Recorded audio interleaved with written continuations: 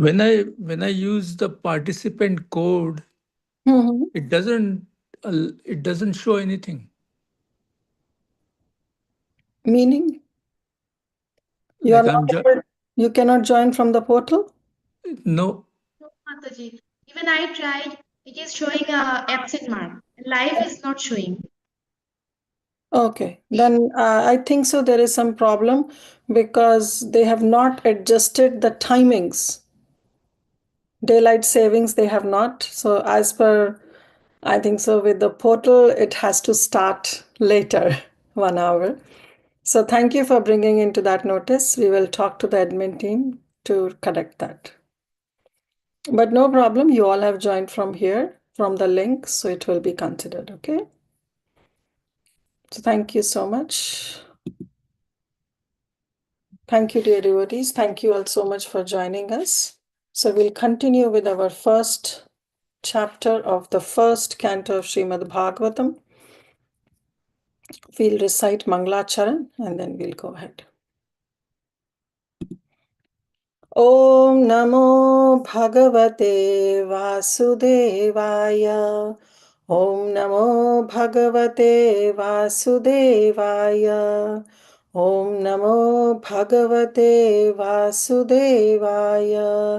Narayanam Namaskrityam Naram Chaiva Narottamam Devim Saraswatim Vyasam Tato Jayamudire नष्टप्रायेषु अभद्रेषु नित्यं भागवत सेवया भगवती उत्तमश्लोके भक्तिर्भवति नैष्ठिकी सर्वशास्त्राब्धिपीयूषा सर्ववेदैकसत्फला सर्वसिद्धान्तरत्नाढ्य सर्वलोकैकदृक्प्रदा सर्वभागवत प्राण श्रीमद्भागवतो प्रभो कलिध्वन्तोदितादित्य श्रीकृष्ण परिवर्तिता प्रेमानन्दपाठाय प्रेमवर्ष्यक्षराय ते सर्वदा सर्वसेव्याय श्रीकृष्ण नमोऽस्तुते मद एका बंधो मत संगिन मत गुरु मद महाधन मत निस्तारक मत भाग्य मत आनंद नमस्तुते असाधु साधुतादायन अति नीचो च तारका हानमुंच कदाचिन् मां प्रेम्णा हृत्कण्ठयो स्फुरा ॐ अज्ञानतिमिरन्धस्य ज्ञानाञ्जनशलाकया चक्षुरुन्मिलितं येन तस्मै श्रीगुरुवे नमः नमो विष्णुपादाय कृष्णप्रस्थाय भूतले श्रीमते भक्तिवेदान्त स्वामिनिति नामिने नमस्ते सारस्वते देवे गौरवाणी प्रचारिणे निर्विशेष शून्यवादी पाश्चात्य देशतारिणे जय श्री कृष्ण चैतन्य प्रभु नित्यानंद श्री अद्वैत गदाधर शिवास आदि गौर भक्त वृंदा हरे कृष्णा कृष्ण कृष्ण हरे हरे हरे राम राम राम हरे हरे गुरुवे गौरचंद्राय राधिकाय तदालये कृष्णाय कृष्ण भक्ताय तद्भक्ताय नमो नमः मुखं करोति वाचालं पङ्गुं लङ्घयते गिरिं यत्कृपातमहं हम वन्दे श्रीगुरुदीनतारिणं परमानंद माधवम श्री कृष्ण चैतन्य ईश्वरम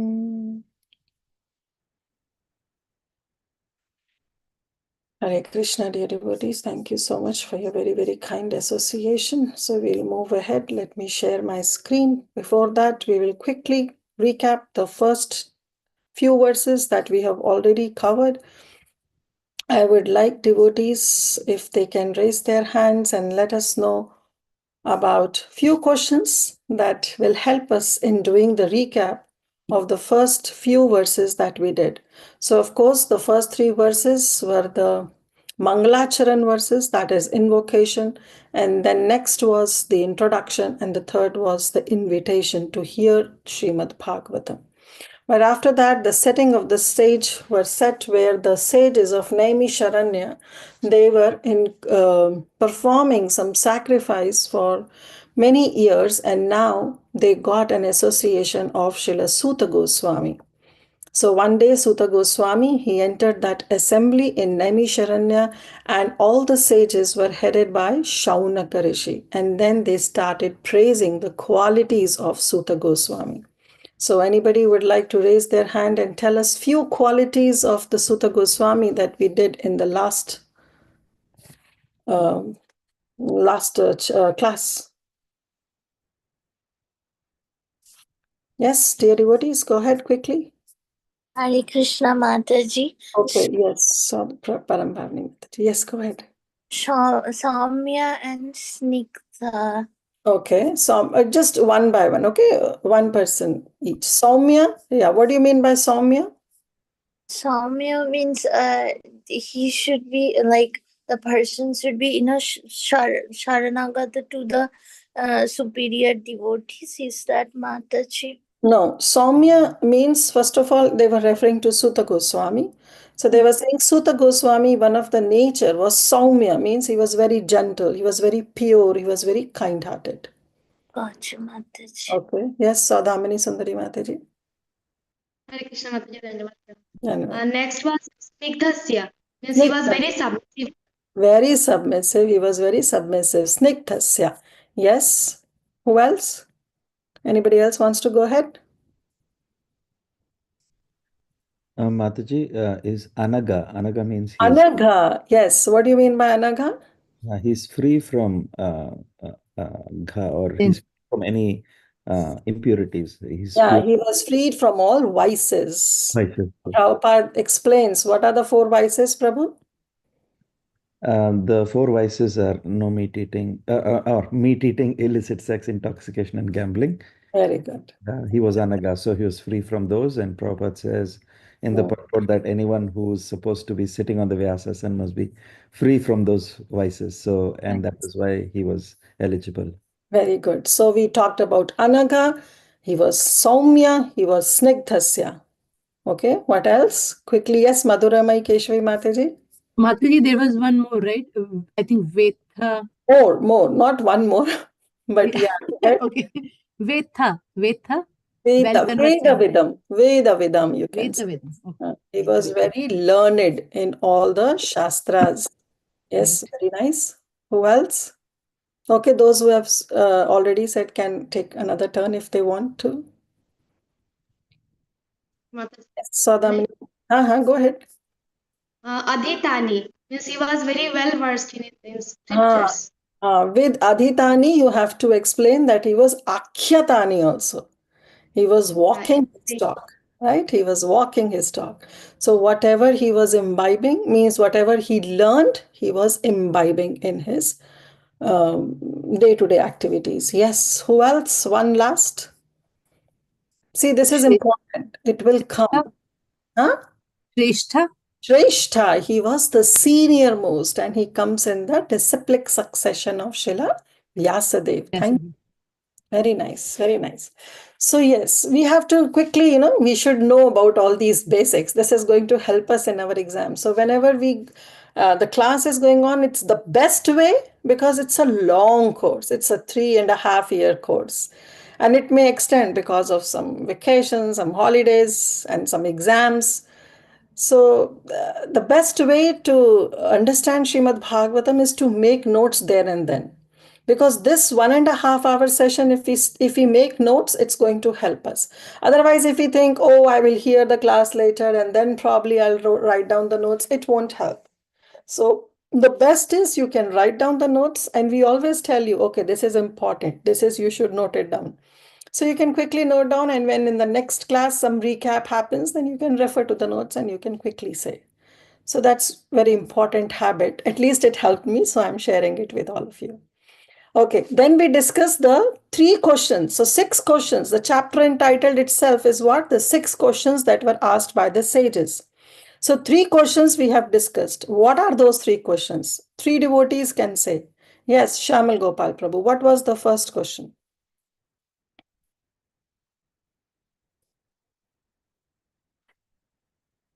Hare Krishna. Shamal Gopal Prabhu.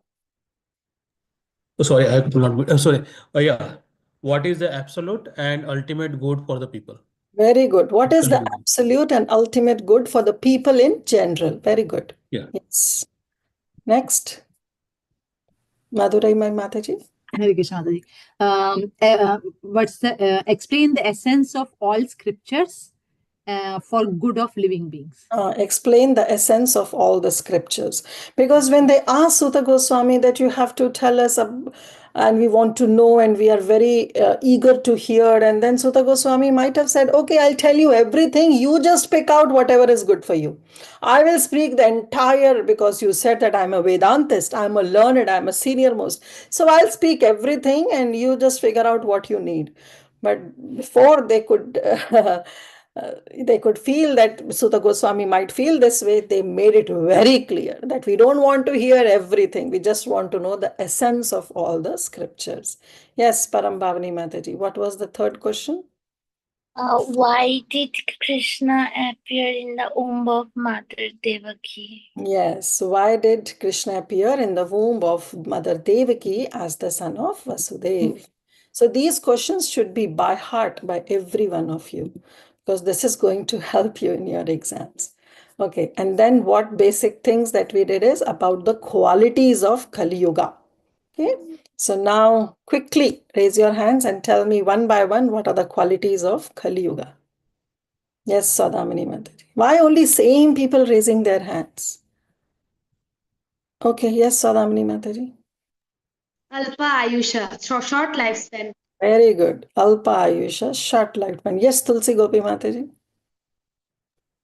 Manda Sumanda Matayo Manda Bhagyam. One. Oh, sorry. Okay, go ahead. What do you mean by Manda? Oh, dull and unfortunate. Manda means Lazy. Lazy. Oh, okay. lazy. Okay. Yes, Indulekha Mataji.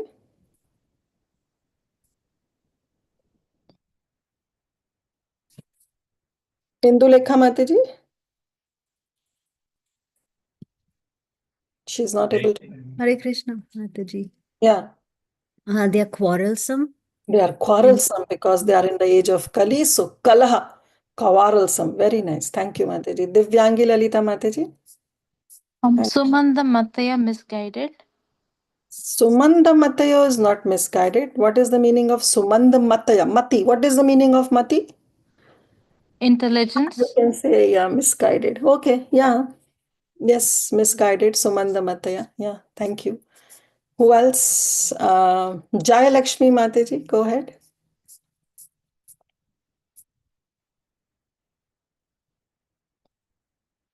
Jaya Lakshmi Mataji, you are able to unmute?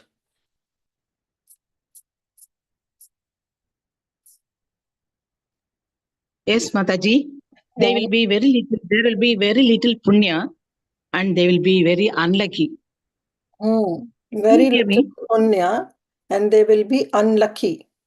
That is Mand Bhagya. And what is the final one? Lalita Mataji? Upadritaha. Upadrita, that is disturbed. So you should memorize this also. And this verse itself is a memorizable verse. Prane alpayusha sabhya kala asmin yuge janaha manda sumanda matayo manda bhagya hi upadritaha. You have to memorize this verse. Okay. So now we have already discussed. So we will quickly, I'll share my screen. Thank you so much for your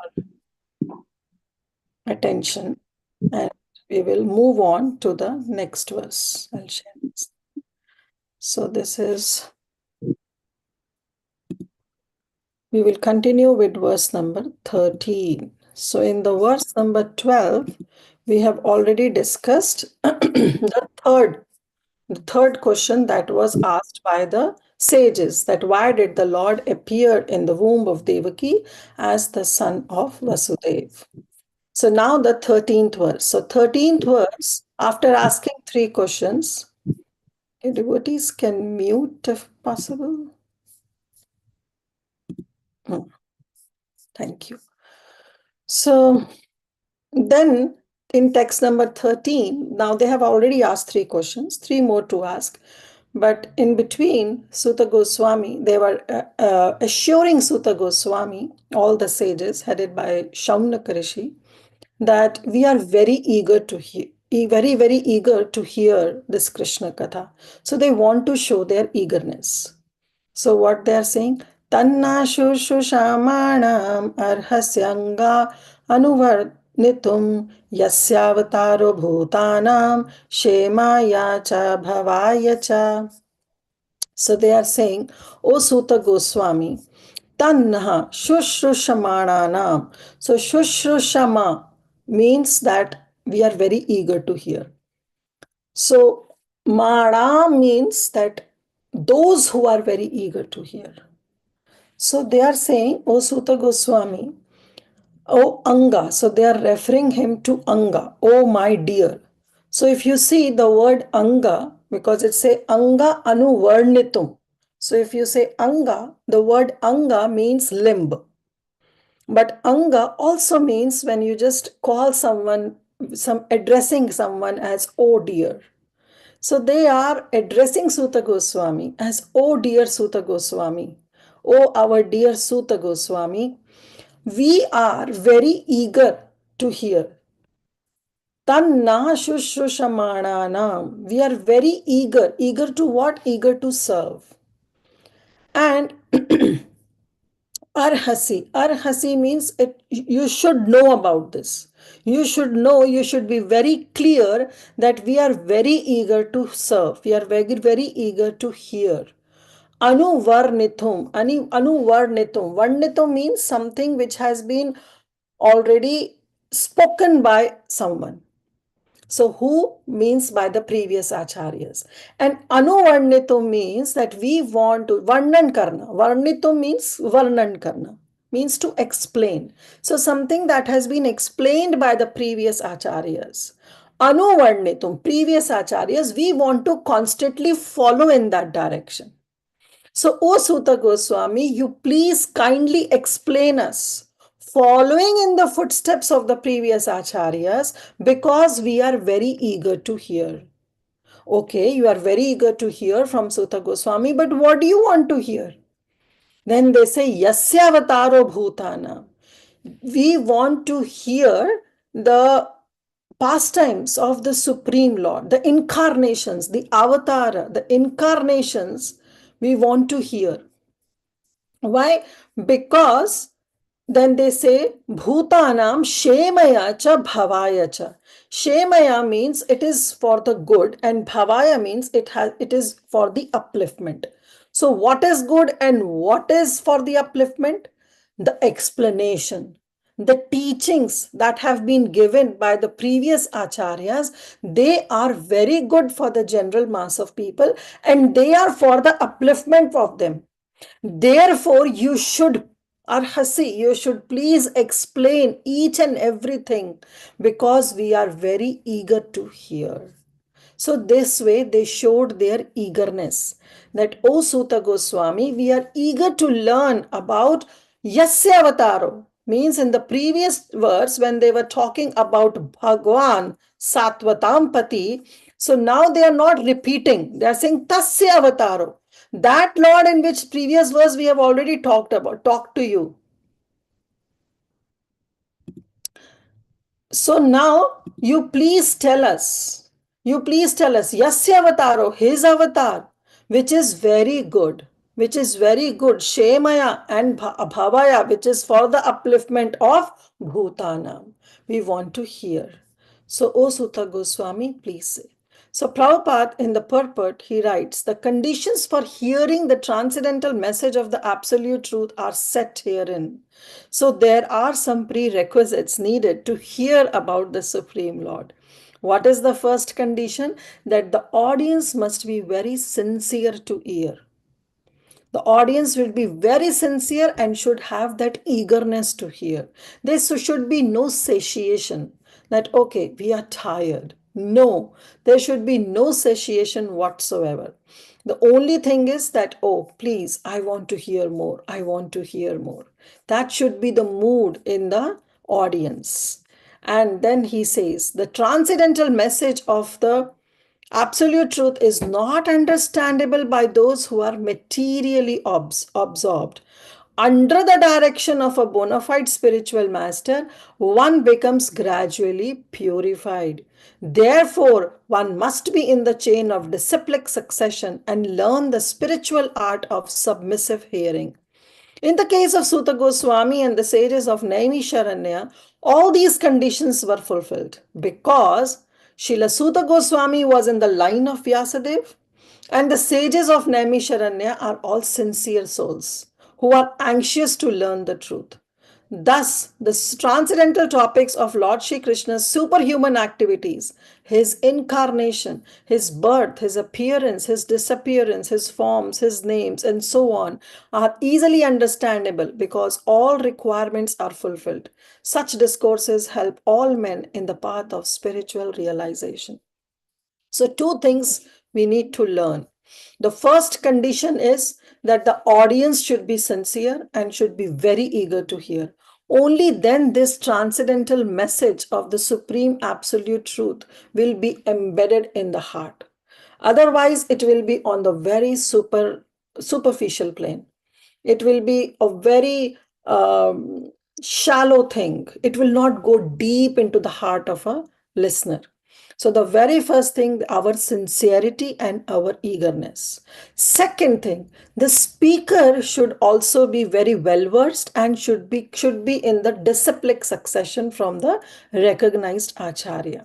If two things are fulfilled, then Suta Goswami is saying that it is very helpful, and such discourses, when it is done in the meeting of this disciplic succession, a person who is in disciplic succession, and of course the listener who is very eager and sincere, then this is going to help one on the path of spiritual realization. So this shows their eagerness, and they said that we are very eager to hear. Text 14. Again, it's an important verse, text 14, but I don't think so it's some memorizable verse. And it doesn't come under the memorization section. So, but it is very important. Apanna samshritim ghoram yannama vivasho granan tatah sadyo vimuccheta yadbibhiti swayam bhayam.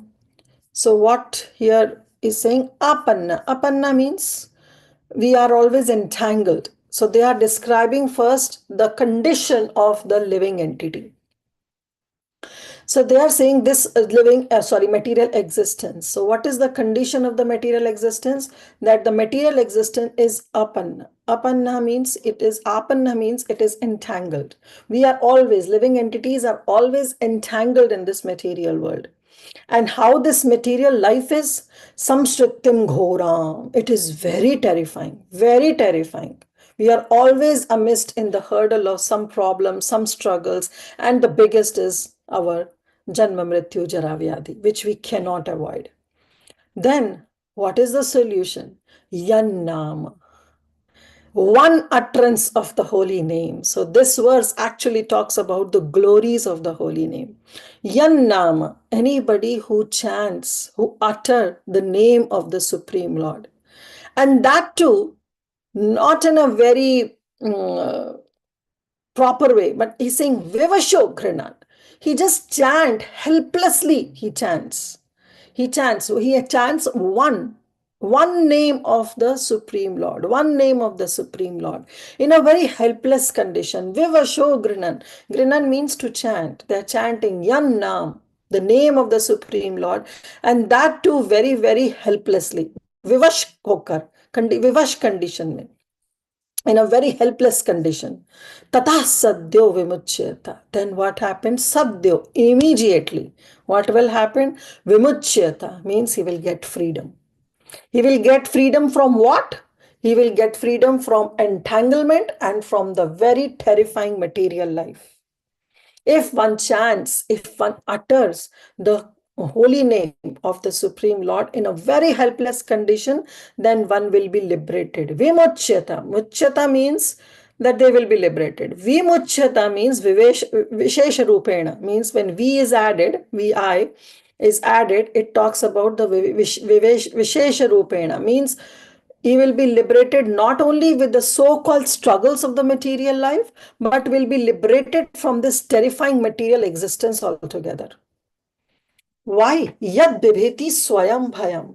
Because when we are entangled in this material world, when we have certain problems, the biggest thing we have is the fear of unknown, because of which we get disturbed. That is the biggest factor we have when we when we face any problems, any duality in our life, any provoking situation in our life. The biggest thing is our unknown factor.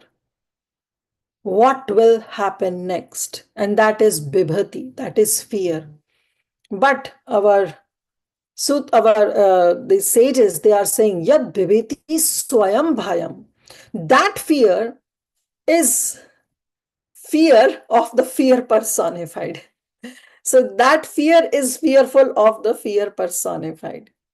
Therefore, this holy name, the glory of holy name is being described. That by utterance of one name of the Lord, fear it at its very root, swayam bhayam, like we say swayam bhagavan. Here saying swayam bhayam means this bhayam is a personality.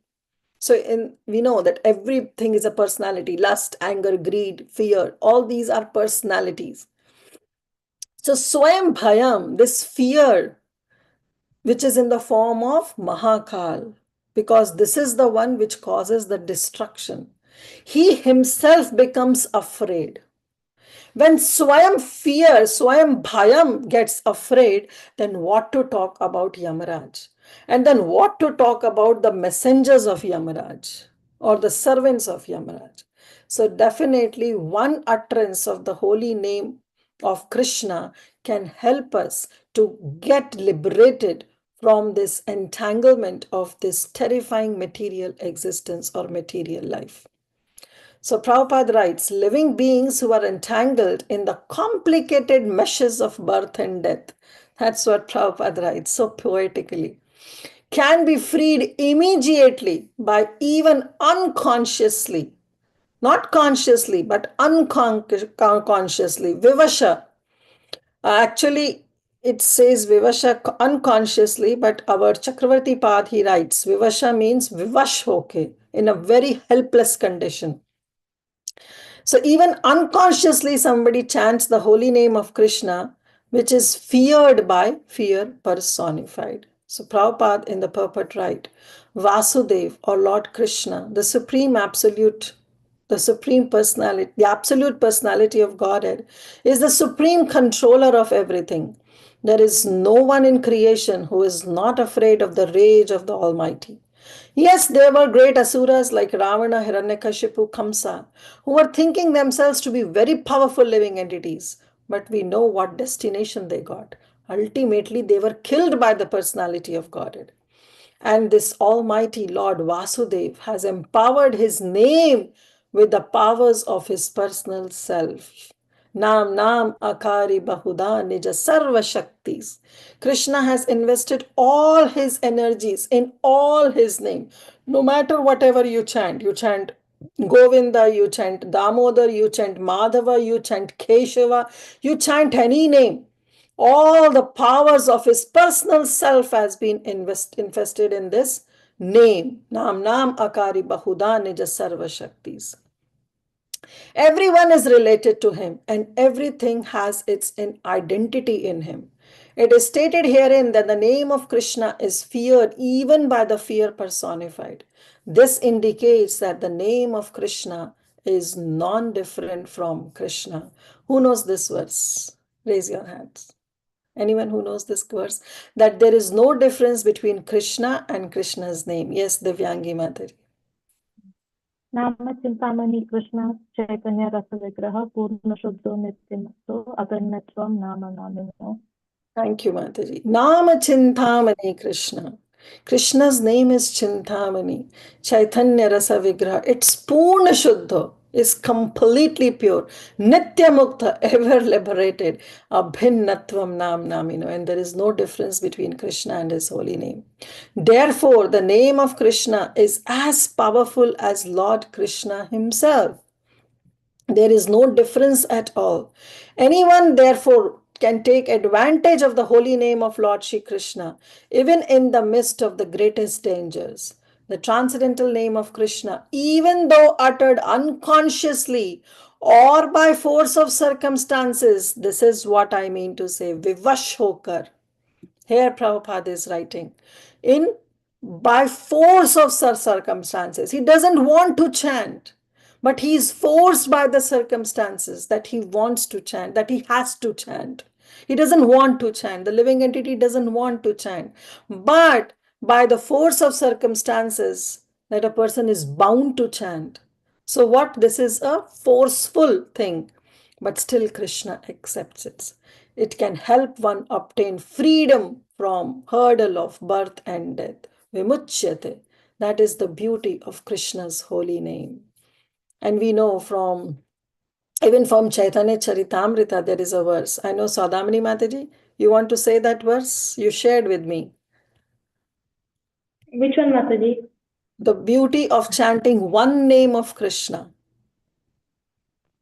Eka Krishna name kare? Oh, yes. Eka Krishna name papi. Sarva papashaya. Eka Krishna nama kare sarva papashaya. One name of Krishna can destroy all the reactions of the sinful life. And then Chaitanya Mahaprabhu goes ahead and says, Navavidhi Bhakti Purna Nama Haite, that even the entire Navavid Bhakti, that means the 9 process of devotional service, can be served simply by chanting one name of Krishna. So this is the beauty, this is the glory of the holy name that he is explaining. Yeah, now I remember, Mataji. Yeah. Thank you. Transcendent, yeah, go ahead. পাপি সাধ্য নাই যত পাপ করে এক কৃষ্ণ নাম তত পাপ করে Very nice. Yes. Eka Krishna Nam. The transcendental name of Krishna, even though uttered unconsciously or by force of circumstances, can help one obtain freedom from the hurdle of birth and death. Hari se bada, Hari ka naam. So Hari's name is definitely much more magnanimous. Now comes text number 15. Now in this text, though this verse is not again a memorizing verse for the course for Bhakti Vaibhav, but it is very important the concept that has been explained, because Suta Goswami is there and all the sages now they are glorifying Suta Goswami and they are giving them an analogy. So what analogy they are giving? Yatpada samshraya suta munaya prashamayana sadhya punanti upaprishta swardhuni aponu sevaya. So what they are saying? Yadpad samshraya sutaha. O Suta Goswami, we are taking shelter of some ashraya. Some ashraya means to take shelter, and some means completely take shelter of that Supreme Lord. We want to take shelter, complete shelter, some ashraya of that Supreme Lord, who is Prashamanaya. Means, no, we want to take shelter, complete shelter of the lotus feet of the Supreme Lord, that can okay, so yad pada sam ashraya suta. Okay, so they are saying that Supreme Lord's lotus feet, yad pada sam ashraya, yad pada sam ashraya. O Suta Goswami, that lotus feet of the Supreme Lord, one who takes complete shelter. Then they are saying, who are taking that complete shelter of that lotus feet? Munaya. Those sages, other sages have taken complete shelter of Krishna's lotus feet, of the lotus feet of the Supreme Lord. Why? Because they are prashamanaya.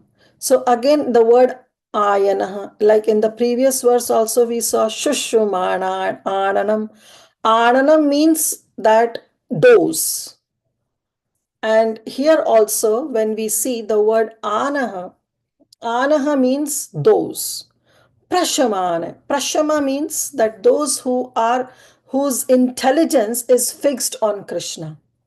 Those people, those sages whose intelligence is fixed on Krishna, and they take complete ashraya, they take complete shelter unto the lotus feet of the Supreme Lord.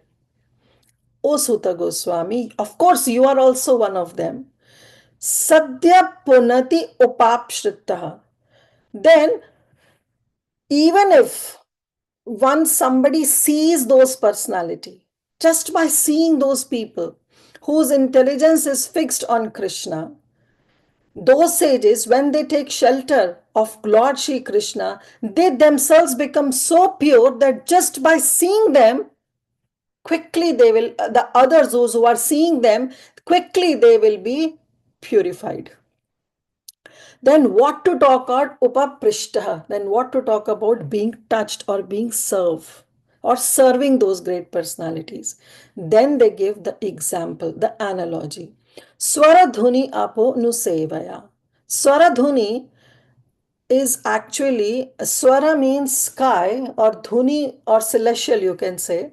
Dhuni means river. So they are referring to river Ganga. So this river Ganga, anusevaya, one has to serve the river Ganga, like worship river Ganga, or pay obeisances to river Ganga, or you have to take bath in river Ganga. Then only one gets purified. But here they are saying that just by seeing the personality, seeing those who have completely taken shelter of the Supreme Lord, whose intelligence is fixed on Krishna, if somebody sees them, immediately they will be sanctified.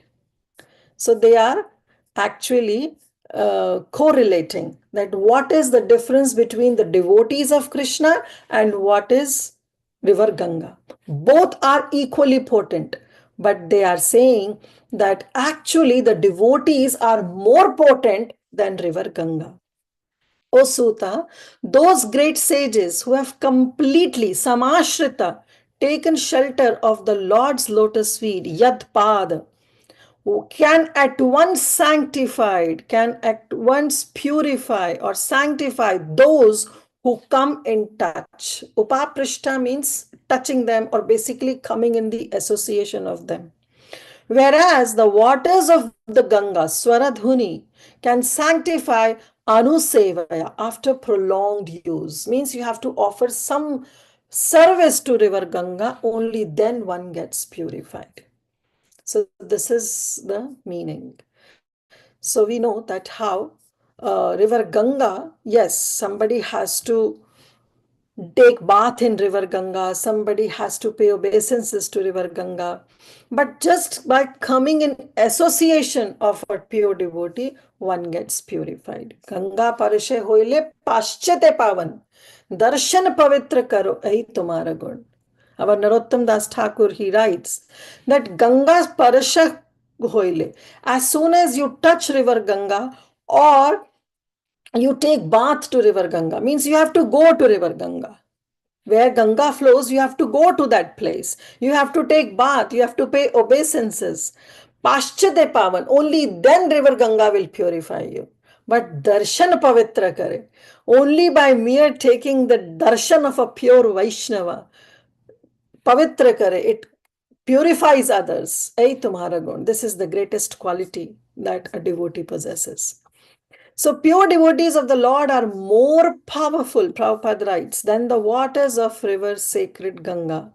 One can derive spiritual benefit out of prolonged use of the river of water of Ganga water. But one can be sanctified at once, sadhya, by the mercy of this pure devotee of the Lord. In the Bhagavad Gita, it is said that any person, regardless of birth or Shudra, woman or merchant, can take shelter of the lotus feet of the Lord, and by doing so, they can return home back to Godhead. To take shelter of the lotus feet of the Lord means to take shelter of the pure devotees. Why? Because the pure devotees' only business is serving and honoring. Actually, the pure devotees whose only business is serving Because they are serving the Supreme Lord, therefore they take on the qualities of the Supreme Lord. And Prabhupada is saying that they are honored by the names Vishnupad and Prabhupada, which indicates that such devotees to be the representatives of the lotus feet of the Supreme Lord. And anyone who takes shelter of the lotus feet of a pure devotee, again, how? By accepting as his spiritual master, once get purified. Such devotees are honored equally with the Lord because they are engaged in the most confidential service of the Lord, for they deliver out the material world for fallen souls whom the Lord wants to return home back to Godhead. So this is a very important line. If we contemplate, if we see these lines of Prabhupada in the purport that he has mentioned, we all will see our own story. Because when Krishna wants to claim somebody, some soul he wants to claim, that he wants that this soul has to come home back to Godhead, then Krishna makes the arrangement for the soul to meet a pure devotee, take Diksha, and follow the path of bhakti. This is orchestrated by Krishna himself. So see how fortunate we are. First of all, getting human birth. Secondly, coming in the association of devotees, sadhu sangha, practicing bhajana kriya, and then taking diksha, getting initiated by a bona fide spiritual master. All these things is from Krishna's side, which Krishna has fulfilled. Now comes our side of the contract, because this is a contract between Krishna and the Jiva, between Jiva and Ishvara, where Ishvara has done his side of the contract. But now comes our side of the contract, that after taking initiation, what are we doing? Are we following the instructions of the spiritual master? Are we following the teachings that is being given by Krishna via the medium of our spiritual master? Are we employing ourselves in serving our spiritual master, his Vapu or his Vani? Are we doing? This is all our side of the contract. Are we able to keep up the vows that we have given to our spiritual master in the front of the deities and the Vaishnavas? If these conditions are fulfilled, checked marks, then Krishna says that yes, he is very eager and he will be embracing us to come back home, back to Godhead. Then Prabhupada writes, such pure devotees are better known as wise lords according to the revealed scriptures. So what is this wise lord? Means as good as Supreme Lord. Like we say the president and the vice president, right? So similarly, Lord and the wise Lord. Why? Because these pure devotees are the representatives of the Supreme Lord.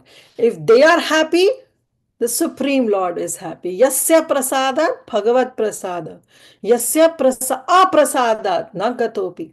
Means if the spiritual master is satisfied, the Lord is satisfied. If the spiritual master is not satisfied, then nagatopi. There is no gati. Forget about. Nothing will happen.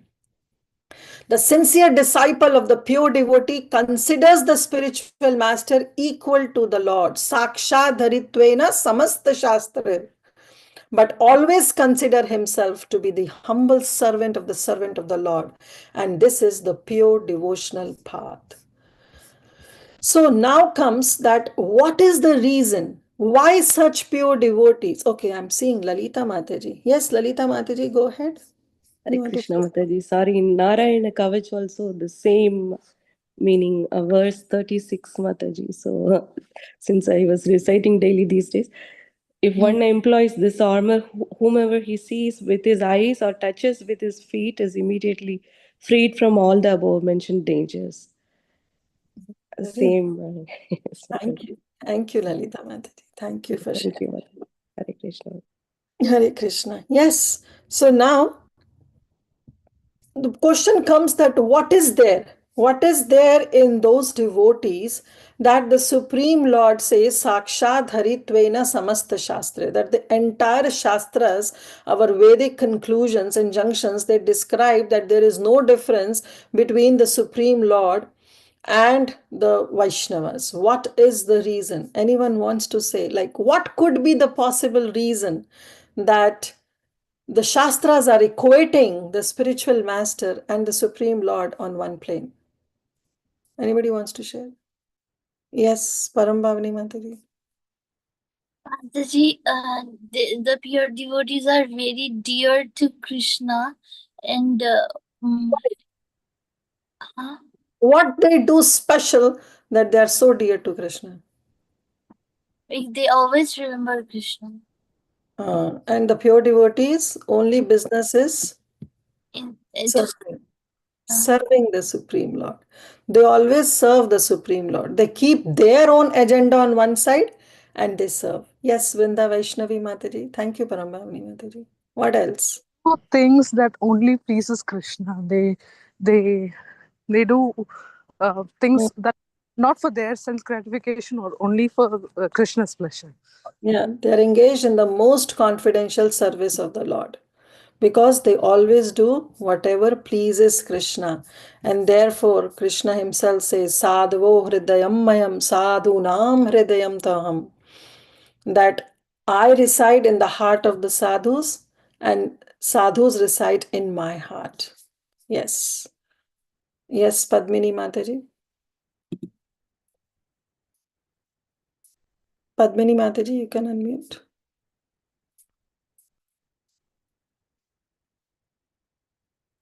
Okay. You are not able to unmute, Padmini Mataji?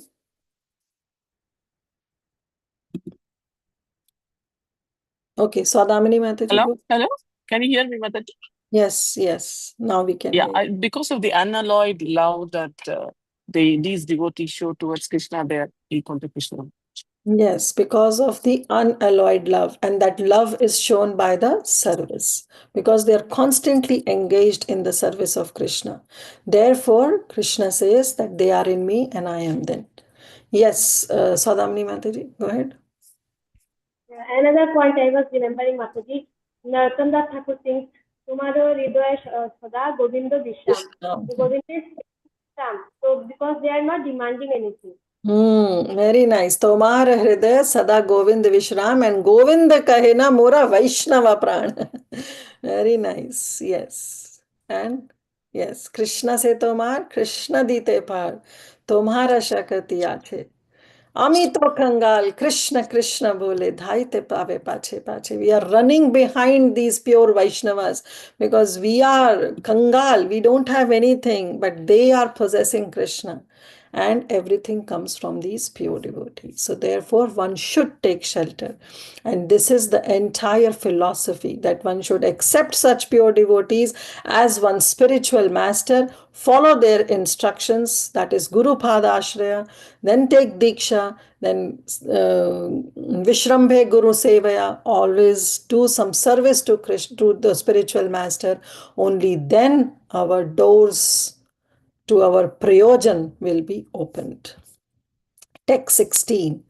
Now this was 15th where they were, yes, host. Anyone else? Spriti Vilasini. I just thought before you go to the next text, I'll make an announcement. Okay, go ahead. Okay. So Hare Krishna, everybody. I know I wanted to do this announcement in the middle of the class so that I get everybody's attention, because generally when we do announcements in the beginning or the end, more than 50% of you miss the announcements. So sorry to stop you right there.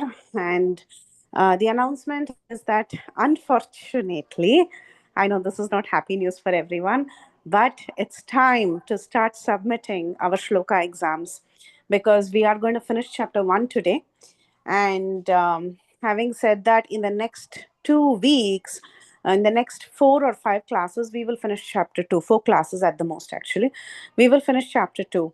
Now, just between chapter 1 and 2, there are 16 memorization verses, 16 memorization verses, which is a lot. But that's how the Bhagavatam is. The first 2 chapters has plenty of memorization verses and highly quoted verses of Srila Prabhupada. So because of that reason, we request everybody to start submitting your shloka exams right away. You can start even today. And how do you submit that? You have to submit that by recording a video of yourself chanting the verse and giving the approximate translation. You don't have to tell it verbatim. If you're just telling it verbatim, it means that you have not understood, right? So basically, you must understand and tell the translation. That is the scope. So try to understand and repeat the translation for the 16 verses of chapter 1 and 2.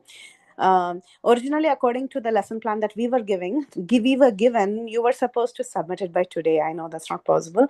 But we are hoping, this is a tremendous task, but we are hoping by at least April end, you have all your memorization verses in the system. So what do we mean in the system? You record the verse with closed eyes.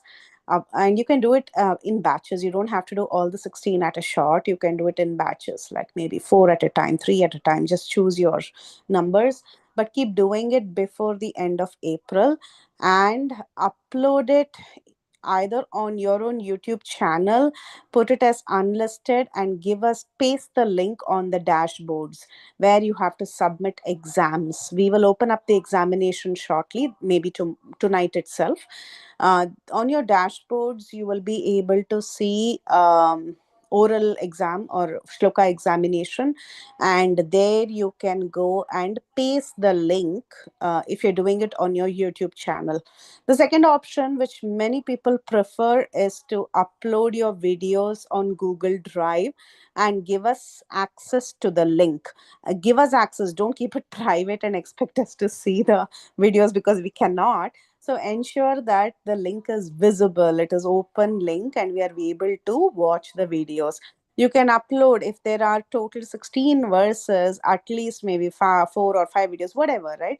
In whatever batches you have done it, please upload it, and you have to paste that link, be it a YouTube link or a Google Drive link. You paste the link on the exam section in your dashboards. Dashboards means your IBMVNA forum, whatever, the dashboard, the system there, IBMVNA, your login, right? When you're logging in, you will soon see an exam folder, and there you can paste the shloka links. So start working on it right away, because we are going to cover chapter 1, and in chapter 1 there are 6 memorization verses, and the remaining 10, I believe, or 11, I don't know, are in chapter 2. Chapter 2 is one of the most quoted verses of Srila Prabhupada, chapter 2 of Srimad Bhagavatam, Canto 1, chapter 2. So you'll have plenty of verses to memorize. Almost every other verse is worth memorizing. So you can, where to get these memorization verses? You just have to open up your handbook, and there you can see shloka examination, memorization verses, and you'll have to do all the verses. Okay. The English translation can be approximate. It doesn't have to be, word by word, but the Sanskrit should be good, at least bearable. So that is what the ask is. Please start working on it right from today. Many of you are Bhakti Shastri students, maybe the second time, third time, fourth time. I don't know, because we tend to do Bhakti Shastri again and again till we complete. So you might have all memorized many of these verses. It should not be difficult, but for those who are memorizing for the first time, I know it's difficult. So we can take one step at a time. We have more than 48 days, one mandala for us to finish memorizing all these verses. And don't try to do everything at a shot, because you'll get overwhelmed. Try to do 1 or 2 at a time, and you'll feel better. Okay, sorry, I had to give the sad news, but we have to start working on it. And your, what is that? You call it the end date, or your target date is end of April. So please start working right away. Hare Krishna. Thank you, Mataji. Thank you so much. Yes, Param. Okay, now they'll have questions, and I'll not be able to finish the chapter. Yeah, no questions about exam now. Whoever wants to ask questions about exam, do it later. Let her finish the class. Yeah, let me finish the class, because we have still many verses left. We want to finish this chapter, and then we'll take questions regarding this exam thing. Text 16. Ko va bhagavatastasya punya shlokedya karmana shuddhi kamo na shunyad Yasha Kali Malapaham. So now, here Suta Goswami, in the previous verse, they have said that what is the glory of seeing a devotee or getting the association of devotees. So now they are putting this rhetorical question and they're saying, Kova Bhagavatastasya, who will be the one? Who will be the one who doesn't desire? Doesn't desire to what? Doesn't desire to be delivered from the vices of the age of quarrel, who is not willing to hear the virtuous glories of the Lord. So anybody who wants Shuddhi Kamo, who wants to be purified, who wants to be delivered, who doesn't want to be delivered? We all want to be delivered. But delivered of what? Kali Malapanam, from the vices of this Kali Yuga. Then they say that who desiring deliverance will not from the vices of Kali Yuga, Nashunyat, will not be willing to hear. Hear what? Hear the glories, Yasha, the glories of that Supreme Lord. Bhagavatastasya, the glories, the Yasha of that Supreme Lord. That Lord who is very virtuous, Karmana, Punya Shlokadya Karmana, means his activities are so virtuous that they have been worshipped by some beautiful shlokas, Punya Shlokas, by you can say by some prayers. So who will not take shelter of that Supreme Lord?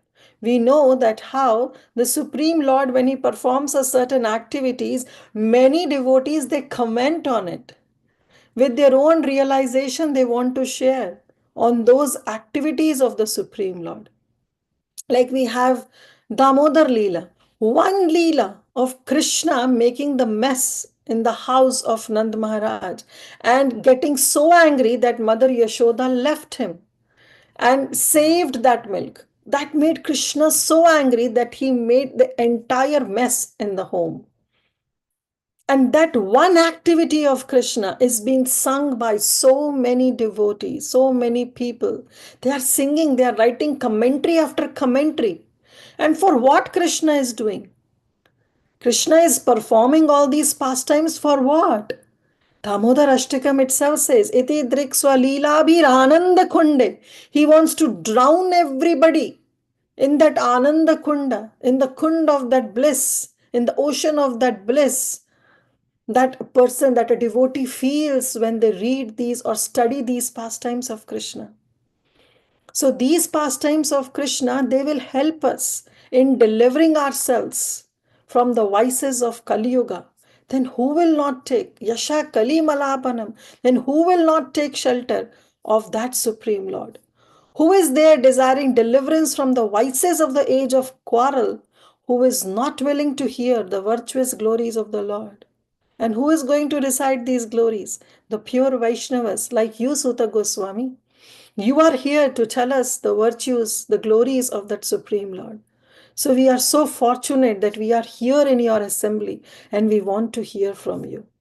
Prabhupada writes, this age of Kali is the most condemned age due to its kalaha, due to its quarrelsome feature. Kali Yuga is so saturated from vicious habits that there is a great fight at the slightest misunderstanding.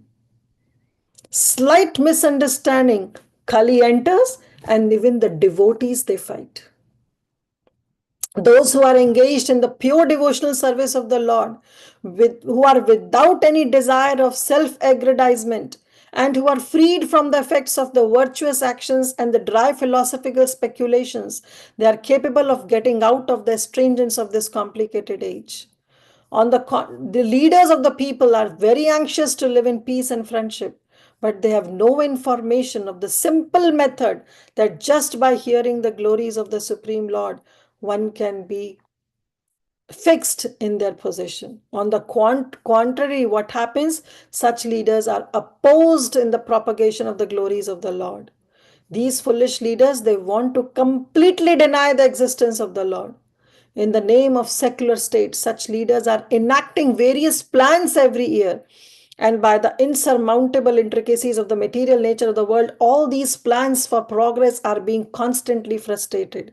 They have no eyes to see their attempts at peace and friendships are failing. And there is a hint to get over this hurdle. What is the hint? To take shelter of Srimad Bhagavatam. If we want actual peace, we must open the road to understanding the Supreme Lord Krishna, glorify Him, and for His virtuous activities as they are depicting on the pages of Srimad Bhagavatam. So, this is what Prabhupada writes, that devotees, the people, they are the general materialistic people, they are always acting so that they can somehow increase their own fame, their own status, their own powers they want to show. But that's not how it should be. If the leaders are doing such, then the common men will follow and the whole society will be topsy-turvy. Therefore, the proper Krishna conscious society has to be established, by which even the leaders, when they are doing all these Krishna conscious activities, common men are following. And that way they can be able to get rid from all the hurdles of this material existence. So this rhetorical question they are putting forward in front of Suta Goswami, that who will not take shelter? That means one should take shelter. So rhetorical question is a question in which the answer itself is embedded in it. So they are saying the answer is yes, one should take shelter of such a Lord. Text 17. Tasya karmani udharani parigitani surabhi bruhi na shraddhadananam leelaya dadata kala. Now they are saying in this verse, they are asking the fourth question. Okay, so we discussed the three questions. This is the fourth question. This text 17 talks about the fourth question that the sages of Naimisharanya are asking from Suta Goswami.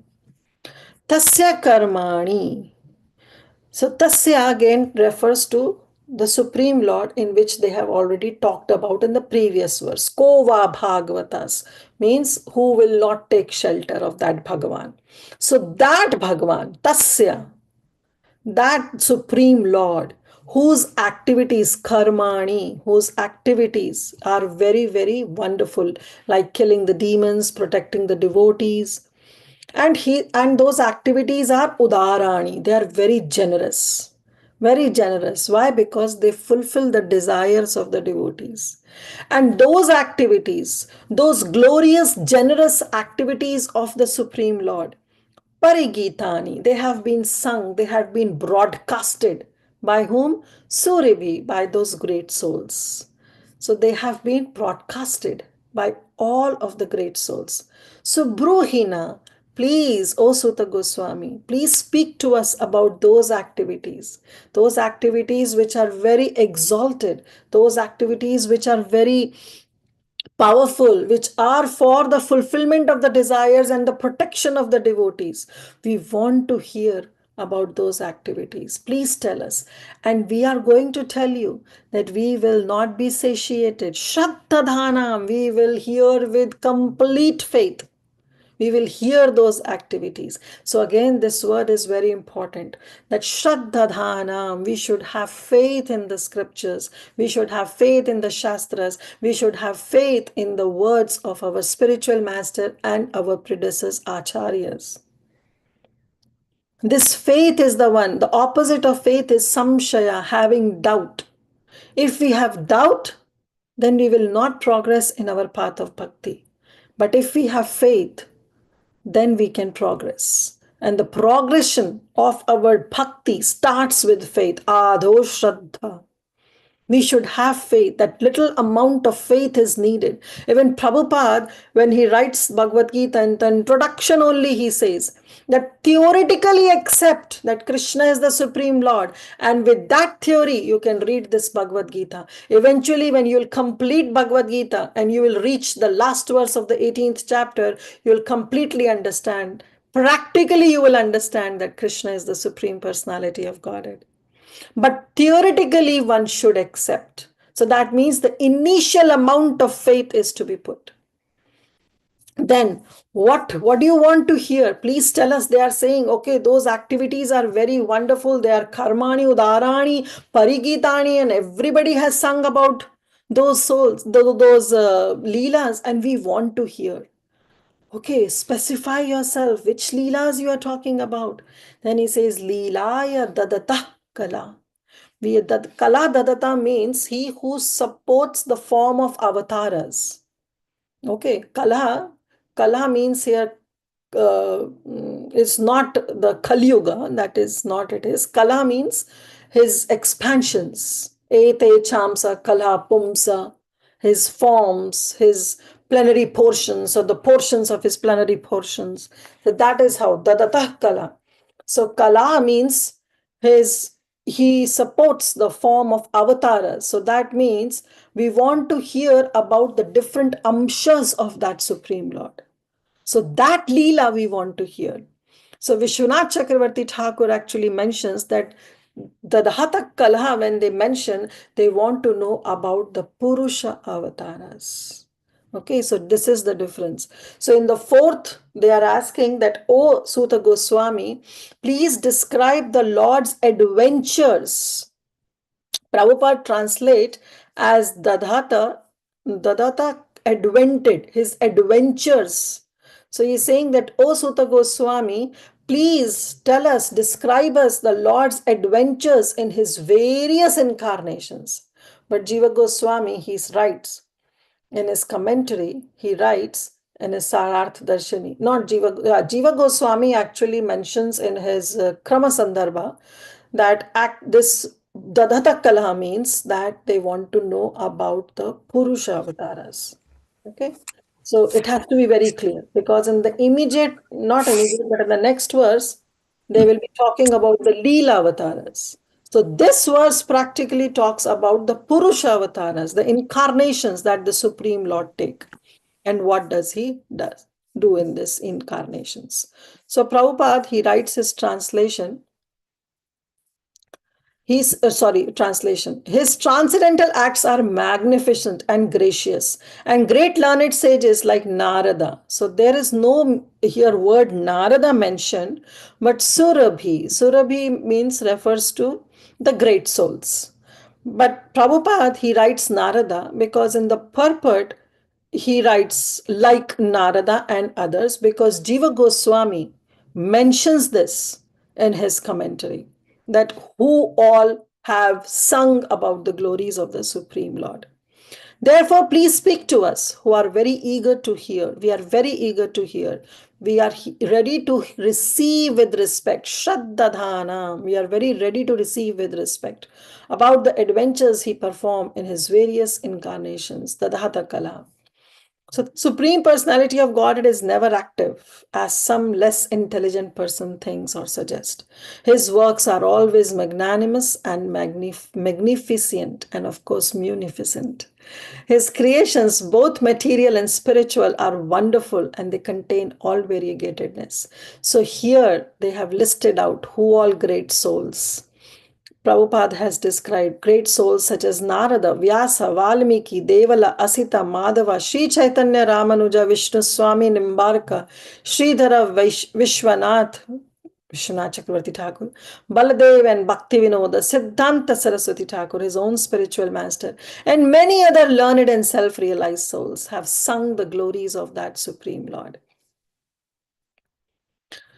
The material creation are manifested for some time as perverted shadows of the spiritual kingdom and can be likened to cinemas. They attract people of less intelligent caliber who are attracted to false things. Such foolish people have no information of the reality, and they take it for granted that the false material manifestation is all in all. So we are always in that illusion where we think that this material world is real. In the very first verse also it is said, right? It is factual, means it is temporary. We don't say that Brahma Satyam and Jagat Mithyam. We don't follow that philosophy. This Jagat is not Mithya, but it is temporary. So we take it as a permanent. We take it as, oh, this is all in all. But no, this is anityam. This is temporary. But more intelligent men, guided by sages like Vyasa and Narada, they know about the eternal Supreme Lord's kingdom. And therefore they know. Those who are not conversant with the activities of the Lord and his transcendental realm are sometimes favored by the Lord in his adventures as incarnations, where he displays the eternal bliss of his association. So Prabhupada writes about the Gyanis, about the fruitive workers, that how there are two classes of men, and they are known as transcendentalist, as Sattvata. So in the very fourth verse, Sattvatam Kule, we read that what do you mean by Sattvata? So Sat means the absolute truth, and those who are the servitors of that absolute truth, they are known as Sattvatas. So Sattva, or the devotee, who is neither busy with rampant material activity nor with material speculation. But the Gyanis, they are always busy. As the supreme controller of both material and the spiritual worlds, the Lord has different incarnations and unlimited categories. Incarnations like Brahma, Rudra, Manu, Prithu, Vyasa, they are all what? Shaktavesh Avatara. Whereas the incarnations like Rama, Narsimha, Vara, and Vamana, they are their transcendental incarnations. It means that they have their loka in the Vaikuntha planet. Text 18. Text 18 now talks about the fifth question. So four questions are done. Now the fifth question is being put forward by the sages of Naimisharanya to Sutta Goswami. अताख्या ही हरेर्धीमन अवतारा कथा शुभ लीला विधत्त स्वैराम ईश्वरस्यात्ममायया. So now they are saying again the word athakyani, please describe. Atha, therefore, please describe. Akhyahi, please describe. Uska varnan karo. What? Hari, about Hari. O intelligent one. So here they are addressing Sutta Goswami as Dhiman. Dhiman means the intelligent one. O intelligent one, please describe. What do you want to know? Harer Avatara Katha. We want to know about the Avatara Katha, the incarnation of that Supreme Lord, which is very Shubha, which is very auspicious. But what avataras you want to know? Leela Vidhata. Now we want to hear his pastimes. How these auspicious pastimes are performed. Swairam. Swairam means Swairam. His pastimes. We want to know about his pastimes. And then in the last line they say Ishwarasyatma Mayaya. And those pastimes, how are they performed? They are performed by his own personal energies. So with his own transcendental personal energy, when he performed these pastimes, these Leela pastimes, and we want to know. So that means in this question, they are asking about the Leela Avatara. So in the previous, it was Purusha Avatara. Please be specific when you are answering. In the previous question, it was talking about Kala Dadatha, means his amshas, I want to know. So that means they were talking about the Purusha Avataras. But now they are saying Leela Vedata, means now we are talking about his Leela incarnations. So please, O Sutta Goswami, narrate the transcendental pastimes of the Lord, multi-incarnations, his Leela Avataras that he takes place. So we want to know, O wise. O wise Dhiman, O wise, or the O intelligent one, or Prabhupada writes, O sagacious one. O wise Sutta, please narrate to us the transcendental pastimes of the Supreme Lord's multi-incarnations. Such auspicious, that means Shubha, adventures and pastimes of the Lord, the Supreme Controller, are performed by his internal powers. So for creation, maintenance, destruction of the material worlds, the Supreme Personality of Godhead himself appears in many thousand forms and incarnations, and we want to hear about them. Text 19. Text 19 is again a memorizing verse, so please memorize it. Vayam tu na viptyama uttama shloka vikrame yachvatam rasajnanam swadu swadu pade pade. So now all the sages of Naimisharanya, they are saying, no, We are not tired. We assure you that we will have no satiation. We will not be satisfied when we want to hear. So vayam tu means we, vayam. Na viptryama. Triptyama means to be satisfied. Vitrapyama means to be Vishesh Rupena again, to be satisfied to a higher content. But na vitrapyama means we will never be satisfied. We will never say, oh, enough. Ek ghanta ho gaya. That's it. We cannot digest more than that. We will never say that. Vayam tu na viprayama. Uttama shloka vikrame. As you go and describe the transcendental activities of that Uttama shloka, of that Bhagavan, we will never say, oh, we are done or it's enough for us. We will never say that. Yat shrivatam rasagyanam. We will hear it. We will hear it with rapt attention. Shrinvatam. We will hear it with rapt attention. Rasajnanam. Because we ourselves into that, we have that taste, we have that rasa to hear the pastimes of the Supreme Lord. Swadu, swadu, pade, pade. And at every step, pade, pade, at every step, we will relish. Swadu, swadu. We will relish whatever you say, whatever you will describe. We'll relish everything regarding the Supreme Lord. Why? Because such transcendental pastimes of Krishna, they are very palatable. Swadu, swadu. So one meaning of swadu means we will relish. Another meaning of swadu is, Prabhupada writes, is palatable.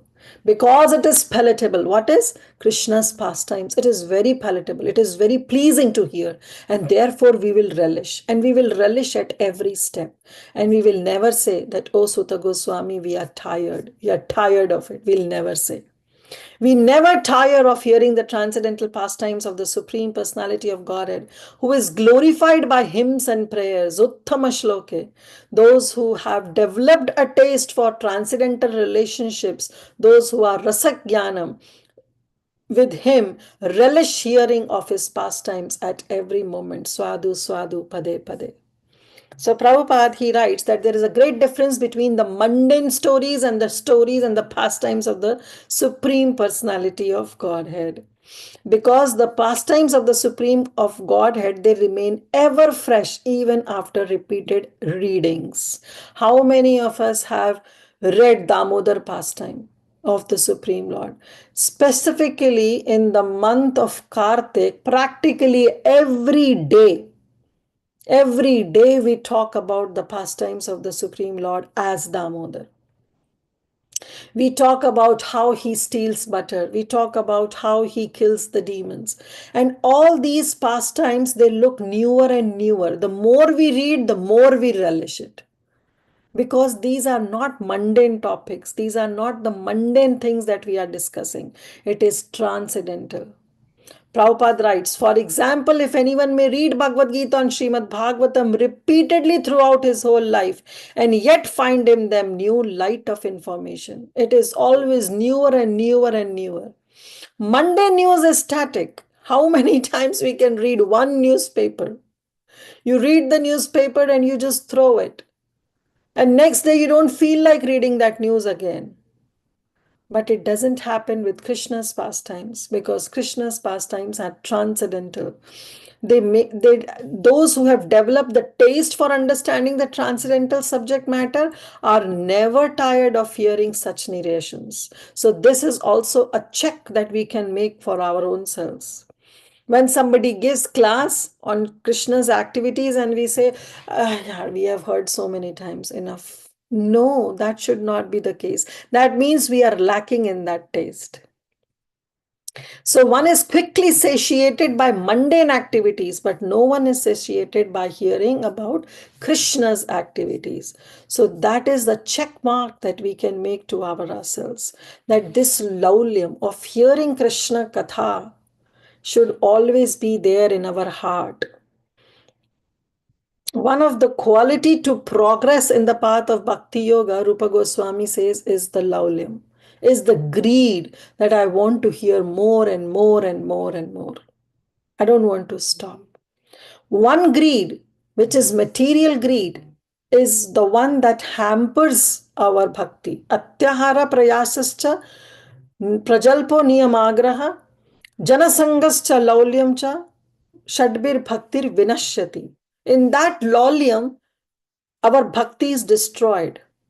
But this laulyam, when we dovetail it towards Krishna or hearing about Krishna's pastimes, it helps us to progress in the path of Bhakti Yoga. So that laulyam should always be there.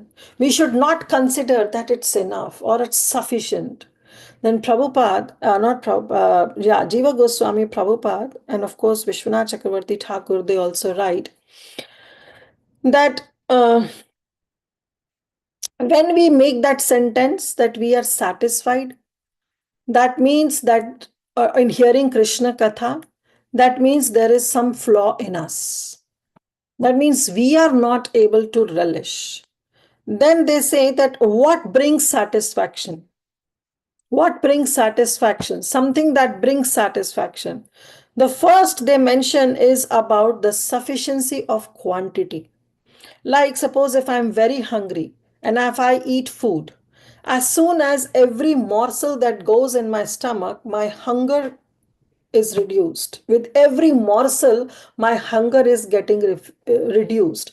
And the point will come when I'll eat the entire plate and then I'll say, enough, I cannot eat anymore.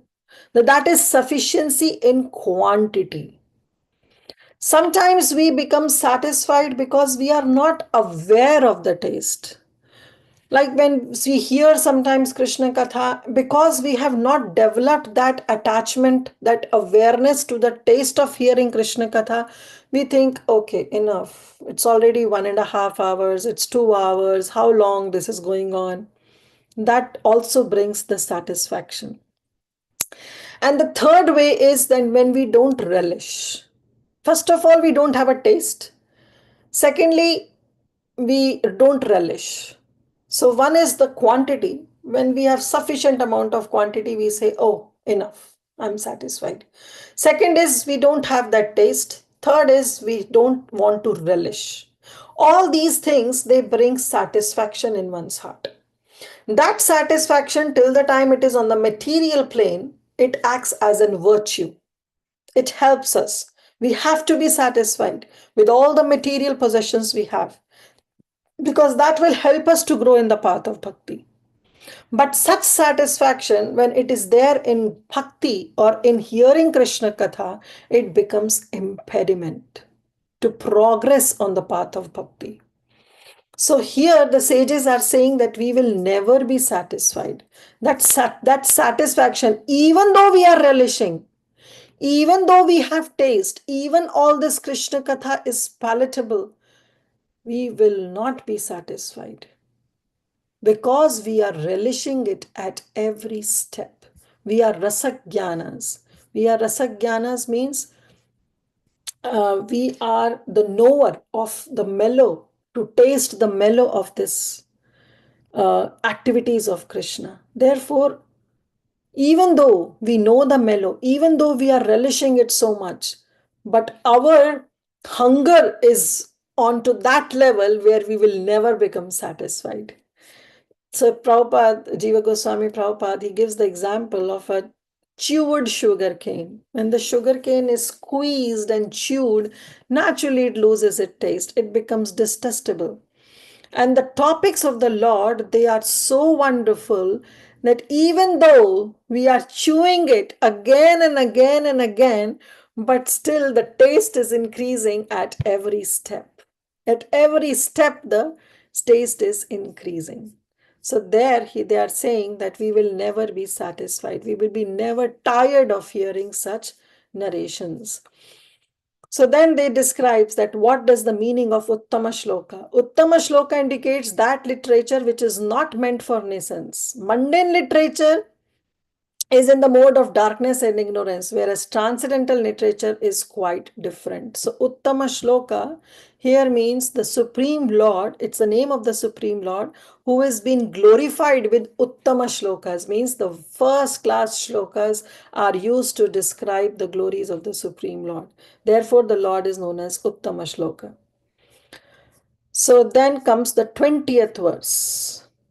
कृतवान् किल कर्माणि सह रामेण केशव अतिमर्थ्यानि भगवान् गूढकपटमानुष.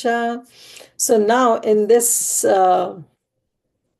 20th verse they are saying that, O Suta Goswami, Kritavan Kila Karmani. Kritavan means all the activities. Karmani means the activities. All the activities that is done.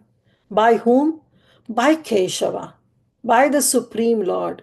Who is Bhagavan? Bhagavan Keshava. And is he doing all alone? No. Saharamena. Ramena refers to Lord Balaram.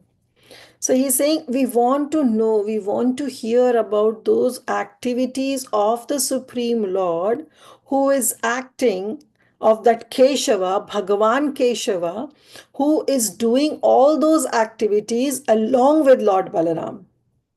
And how are those activities? Ati Martyani. Ati Martyani means it is superhuman activities. It is beyond human conceptions.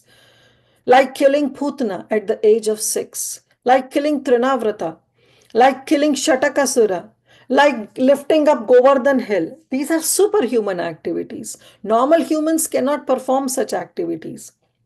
So we want to know about the superhuman activities of Bhagavan Keshava, those activities that he performed with Bhagavan Balaram, with Ramena, with Lord Balaram, we want to hear. And then he's saying, so those sages, they are saying that these activities, they are Gudha Kapata Manusha, means they are Gudha, they are mashed, they are hidden. They are not explicitly done, but they are done in a very hidden way. How a hidden way? Kapata Manusha, means he is deceptive to human beings. Kapata means thoda sa kapat aa jata hai. So that means he's performing human pastimes, but he himself is not human, he is Bhagavan. So what Leela he is doing? He is doing Narvat Leela. He is performing human-like pastimes. So that is what he's mentioning. Yes, Param Bhavani Mataji? Mataji, is the kapat here mentioned that Krishna is covering his devotees in Braja with Yoga Maya and who are not favorable there with Mahamaya like Kamsa and everything? Yes, so here actually we will see that Kapata refers to both. Kapata Manusha means his hidden activities which is not aware to the humans. So it refers to both. See, first forgetfulness is when Krishna himself hides his activities. Avajananti ma muda manusham tanumashritam. Krishna himself says in Bhagavad Gita that my form, I myself delude people because they are not ready to hear. They don't recognize me. So they don't know my divinity. They cannot understand my personality. So this is one kind of forgetfulness where he conceal his pastimes to materialistic people, where he doesn't want to show off. So this is one kind of forgetfulness that he creates in the materialistic people. And the second Kapata Manusha also refers to those who are unaware of the position of the Supreme Lord and they think him as an ordinary person. Like we see the case when this Samantaka pastime happens and the Supreme Lord went behind Prasena to find out that Samantaka jewel. So he went inside the cave of Jambavan. Now Jambavan was unaware of the position of Krishna and he fought with him for 21 days. He was not aware that whom he is fighting with is his own Supreme Lord, Lord Ram, who came as Lord Keshava. So this is the forgetfulness that Krishna puts his devotees into because he wants to relish. This is one type of forgetfulness with which he does with devotees. And as you said, all the Vrajvasis, for them, Krishna is not Supreme Lord. For them, Krishna is little baby. He's their own Lala. And they don't consider. If somebody tells Mother Yashoda that your Krishna is Bhagavan, then she says, what type of Bhagavan he is? One thunderstorm comes and he hides behind my sari. So that's the mood of the devotees. This is one kind of forgetfulness. Another is when Krishna himself put all the materialistic people, because he doesn't want to show him. Avajananti ma muda manusham tanumashritam param bhavam ajnato mama bhuta maheshwaram. They don't consider him as the Supreme Lord. He just play like a human. Lord Shri Krishna, the personality of Godhead, along with Balram, played like a human being and so masked, Gudha. He performed many superhuman acts. So Prabhupada, it's a long purport. It's already 9 o'clock. 3 more verses to go. So in this, not much is described, but Prabhupada writes that how the process of concocting an incarnation of the God has become an ordinary business these days, especially in Bengal. Any popular personality with a few traits of mystic power would display some feat of jugglery and easily become an incarnation of the Supreme Lord. So that should not be the case. The Supreme Lord's personality from the very beginning of his appearance, we know that how he appeared as four-armed in the front of Mother Yashoda and then accepted Nand Maharaj. So in Bhagavad Gita also Krishna says his deeds are transcendental and anyone who is fortunate to know his transcendental nature will at once be liberated. Janma karma chame divyam. In the Bhagavatam also the transcendental nature of the Lord is described in the 9 cantos, and then the 10th canto has specific pastimes taken up. So what is there in the 9 cantos? The 9 cantos describe the supremacy of Krishna. And then comes the 10th canto that describes the sweetness of Krishna. And as he lifted Govardhan hill, and these are all the pastimes that is superhuman pastimes.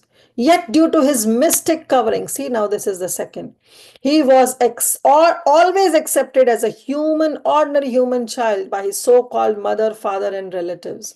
So whenever such Herculean task was performed, the father and mother will always took it otherwise and they remained satisfied with unflinching parental love for the son. So these are the 2 kinds of forgetfulness that is being described.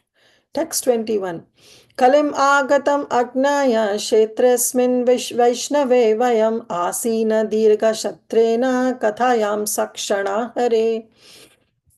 So now in this verse, our Sutta Goswami, they are telling that Kalim agatam agnya. Now we know. Agnya means we know. Knowingly, we know that Kali agata means Kali has begun. Kali Yuga has begun. So Kshetre Asmin Vaishnavavyam, we have assembled in this Kshetra and we have been performing Asina Dirgha Shatrena. Satrena means the sacrifice. So we have been Asina Dirgha Satrena, we have been performing this long, prolonged sacrifices that we have been performing. But now, our Chakravarti Pad, he writes that this verse itself shows that they have lost the interest in the sacrifice they were performing for thousands and thousands of years. And now they are showing their interest in hearing. Kathayam Sakshana Hari. Sakshana means that now they are thinking that this is the opportunity that has come to their way. They have obtained this great opportunity by getting the audience, by getting the association of Sutta Goswami. So now they want to hear. They want to hear at length the pastimes related to Lord Shri Krishna. Kathayam Hari. Now they are saying that we want to hear the pastimes of the Supreme Lord. Till now we have been assembled in this Kshetra for long time, for the long performing sacrifices that we were doing. But now we want to hear about the Supreme Lord. Knowing well that the age of Kali has already begun, we are assembled here in this holy place to hear at great length the transcendental message of Godhead and in this way perform sacrifice. So previously we were performing the fire sacrifice and now we are performing this sacrifice where we want to hear his Leela Katha. So this age of Kali, Prabhupada writes, is not suitable for self-realization as was there in the Satya Yuga or Treta Yuga or Dwapar Yuga. So for different yugas, we have different way of self-realization. So krite yad dhayato Vishnu tretayam yajato makhe dwapare paricharyam kalo tadhari kirtanad. In the Satya Yuga, the best way of receiving self-realization was dhayato, means you have to meditate upon Lord Vishnu. Because the environment was conducive, the longevity was there. So everything was conducive. They could meditate for thousands of years. And in that way, they will become self-realized. So what is the meaning of self-realization? The meaning of self-realization means to understand our spiritual identity. Who are we? Why have been come here? Why? What is the purpose of our human form of life? Who is Krishna? What is my relationship with Krishna? What activities should I do so that I can strengthen that relationship with Krishna? All such questions fall under the category of self-realization. When we start asking these questions, that means we are on the path of self-realization. Once we get the answers, we become self-realized. So this is the meaning of self-realization. And for achieving this self-realization, every yuga has a different path. In Satyuga, it was meditation. Tretayam yajato makhe. In Treta Yuga, it was doing sacrifices, fire sacrifice. Dwapare paricharyam. Paricharyam means archana, paricharya, doing arati, doing deity worship. But kalau tadhari kirtanat. In this age of Kali, the only way to become self-realized is to perform sankirtan yajna. Kali Yuga, the maximum duration of the life is 100 years. So longevity is less, environment is not, circumstances are not conducive, and therefore performing meditation and sacrifice and deity worship, it's not easy. And the recommended process is hearing and chanting of the holy name, fame, pastimes of the Lord. So Shunvatam. So Shravan karna hai. Now Leela Shravan, Katha Shravan, Naam Shravan or Guna Shravan, they all fall under the categories of Shravanam. So they prepared themselves to hear the pastimes over the long period of 1000 years. By the example of these sages, one should learn the regular hearing and recitation of the Bhagavatam is the only way for self-realization. And Chaitanya Mahaprabhu himself teaches this. When Chaitanya Mahaprabhu comes, he himself says, Jao Bhagavat Pado Vaishnava Sthane. Go and hear Srimad Bhagavatam by some self-realized devotee. Text 22. Tvam na sandarshito dhatra dustaram nistitir kalim sattva haram pumsam karnadhara ivarnavam. So now he's saying, Tham na sandarshito dhatra. We have, oh, your goodness. So they are saying, your goodness, Tvam naha, O Suta Goswami, Sandarshito. Sandarshita. Darshita means to see. San means completely seeing each other face to face. And Prabhupada writes, not just seeing, but meeting, talking, discussing Krishna Katha. So Sandarshito. We have now seen each other. We are meeting each other. We are getting association of each other. And how are we getting dhatra? It is by the will of the providence that we have come together and we are meeting each other. So Kalim Sattva Haram Pumsa, and this Kali Yuga, it is Sattva Haram. The quality of this Kali Yuga is to deteriorate the good qualities. Sattva Haram. It deteriorates the good qualities of the people. Pumsam. And Dustaram Nistitishanam. And it is very unsurmountable to cross over. So those pumsans, those devotees who have this desire, nistitir shatam, those who have the desire to cross over what? This dustaram, this insurmountable, which is very difficult to cross, this Kali Yuga. And another quality of Kali Yuga is Sattva Haram Pumsam, which deteriorates the goodness or the good qualities of the people in general. If somebody wants to desire to cross over such an ocean, then what should they do? they should Karnadhara Ivaranam. In this ocean, Arnavam means the ocean. In this ocean, they should accept someone as Karnadhara. They should accept someone as the captain of the ship. Means they should take shelter of some boat. Samashrita Yadpad Pallavam. They should take shelter of the boat. That boat is Krishna's Katha, is Krishna's lotus feet. But who is going to steer and take care and navigate that boat? Karnadhara. There should be a captain of the boat, and that captain is the spiritual master. And in this case, Suta Goswami is saying, your goodness is the captain of that boat. That boat which is there in the ocean, and we want to cross over. So we think that we have met your goodness, Dhatra, by the will of the providence, just so that we may accept you as Karnadhara, as the captain of the ship, for those who desire to cross over this difficult ocean of Kali, which deteriorates all the good qualities of the human being.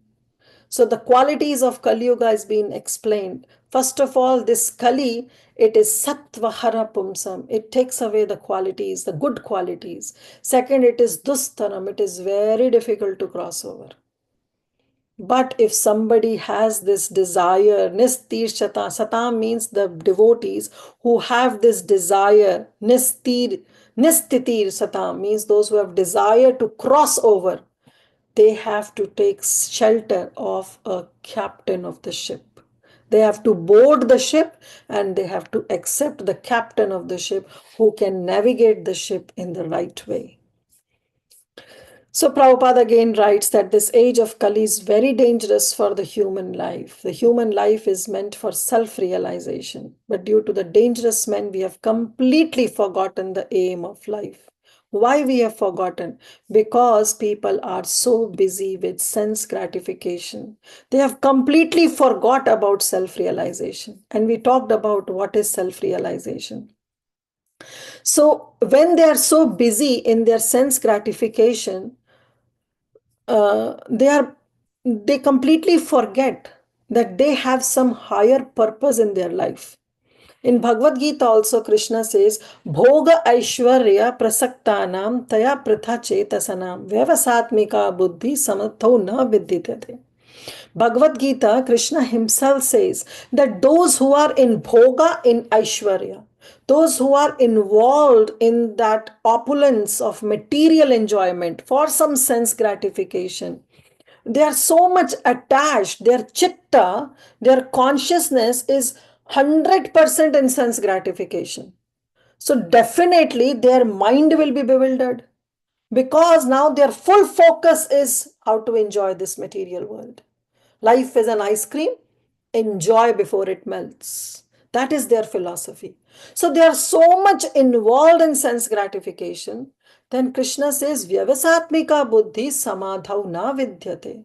Then to perform devotional service, having the resolute determination, how their determination can be fixed in the Supreme Lord, well, that will never take place. That can never happen because their mind is so bewildered. Their chitta is so bewildered. So how can they progress on the path of self-realization when they are so much into sense gratification? So the self-realization and sense gratification doesn't go hand in hand. You have to choose one. There are two boats. You have to choose one on whom you want to take a ride to. So if we are too much into sense gratification, we cannot go towards self-realization. And the problem is the system of education. The whole system of education is geared to sense gratification. So our education system, the root cause is such that is helping us, that is bewildering us so that we are away from self-realization and we are so much into sense gratification. So it is because of this education. And learned men therefore must be cautious of this age. And if they want to cross over this dangerous ocean of Kali, they must follow the footsteps of the sages of Naimisharanya and accept Suta Goswami or his bona fide representative as the captain of the ship. The ship is the message of Lord Shri Krishna in the shape of Srimad Bhagavad Gita and Srimad Bhagavatam. So this is the all in the verse. And now we will go with the last verse. I'm sorry, I'm taking extra time. I want to finish this chapter. So text 23 is the last verse in which they will be asking their sixth question, the last question by the sages of Naimisharanya. ब्रूहि योगेश्वरे कृष्णे ब्राह्मणे धर्मवर्तनि स्वयं काष्ठम् अधुनोपेते धर्माकं शरणं गतः. So now they're asking this question from Suta Goswami. Bruhi, again this word has been repeated in multiple verses. Bruhi means to please tell. You have to please tell. Okay, what I have to tell about Krishna, Yogeshware Krishna. Please tell us about that Krishna who is Dharma Varmani, who is the protector of the Dharma, who is the upholder of that Dharma, who is Yogeshwara, who is the mystic of all, master of all mystics, who is Brahmane. Brahmane means he is very devoted to the righteousness, which indicates this merciful nature of the Supreme Lord. So, Bruhi Yogeshware Krishna, Brahmane Dharma Varmani, Swam Kashtam. When that Krishna, who is the Yogeshwar, who is Dharma Varmani, who is Brahmane, when that Krishna, Swam Kashtam, when he goes back to his eternal abode, Upete, adhunopete means he departs for his own abode. Dharma, then the righteousness. Kam sharanam gata. Who dharma will take shelter of whom? We want to know. So here they are posing the sixth question, that whom does this religious principles, this dharmic culture, whom did they take shelter of after when that Krishna, who is the master of all mystic power, who is very devoted to righteousness, who is the protector, upholder of dharma, when he goes back to his abode, when he departs to his abode, whom does these principles, these dharma will take shelter of? We want to know. So this is the sixth question. So Prabhupada, he writes in the, since Sri Krishna, the absolute truth, the master of all mystic powers, has departed for his own abode, please tell us whom that religious principles will now gone for shelter, means whom they will take shelter of. So Prabhupada writes in the purport, essentially religion is the prescribed codes enunciated by the Supreme Personality of Godhead himself. Wherever there is gross misuse or neglect of the principles of religion, the Supreme Lord himself appears. Yada yada hi dharmasya glanir bhavati bharata apyutthanam adharmasya tadatmanam srajamyaham. Whenever there is decline in religion principles, then to uphold, to protect, the Supreme Lord himself comes to establish, to restore those religious principles. This is stated in Bhagavad Gita. And here the sages of Naimisharanya are inquiring about these same principles. The reply to this question will be given later. And the Srimad Bhagavatam is a transcendental sound representation of this personality of Godhead. And thus it is the full representation of the transcendental knowledge and religious principles. Thus ends the Bhaktivedanta purports of the first canto, first chapter of the Srimad Bhagavatam, entitled Questions by the Sages. So these were the 6 questions that were asked by the sages, and the entire Srimad Bhagavatam is actually the answers to all these 6 questions of the sages of Naimisharanya.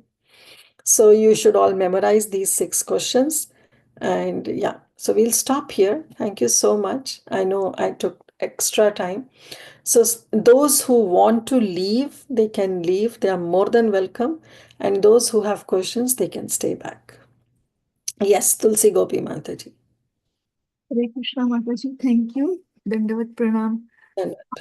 I wanted to ask that the last question was where the religious principles will take shelter.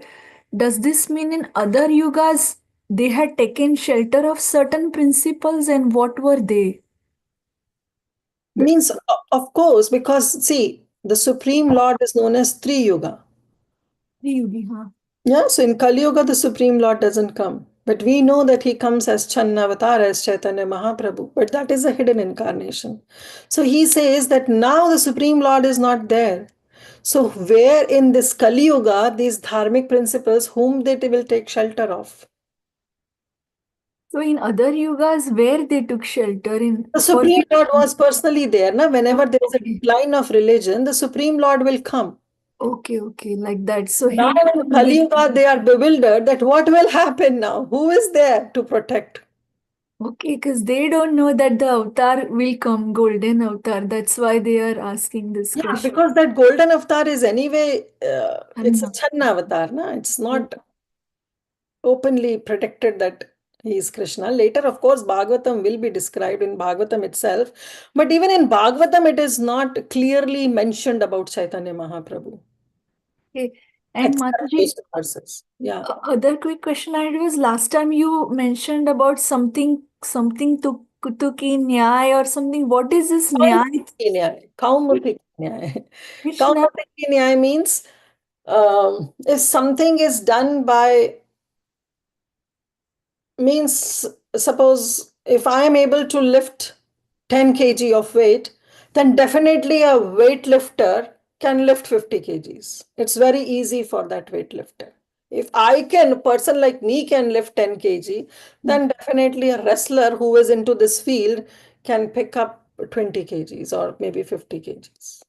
So So that where is, we should learn about this nyai? We should learn about these nyais or what? this was just because it was mentioned in the commentary, so I just said it, but no, nothing. You don't have to. Okay. See, for Bhakti Vaibhav, that's why we made it very clear. For Bhakti Vaibhav, it is only the translations and the purport of Srila Prabhupada. That is what is needed. The detailed study of Srimad Bhagavatam can be done in lot many ways. Like you can study Srimad Bhagavatam through the commentary of Srila Shirdhar Swami. You can learn Bhagavatam through the commentary of Srila Vishwanath Chakravarti Thakur, or through Sandarbhas, the Krama Sandarbha by Srila Jiva Goswami. So there are many ways. But for Bhakti Vaibhav certificate course, it's only by Srila Prabhupada, his purports, which also takes the commentary of all the previous acharyas. Okay. I wrote it quickly. Something Kaumuki Nyai. I didn't. Kaumudiki. Kaumudaki. Okay, like Kaumodaki. Not Kaumudaki, nahi, Kaumudaki. Oh, okay. Thank you, Mataji. Sorry. No worries, no worries. Yes, Sadamini Mantiji, go ahead. Hare Krishna Mataji, Dandavat Pranam. Thank you so much for the beautiful class. Mataji, this question often comes in my mind, and today again we got this shloka, Ramena. So why always Balaram is mentioned as Ram in Bhagavatam?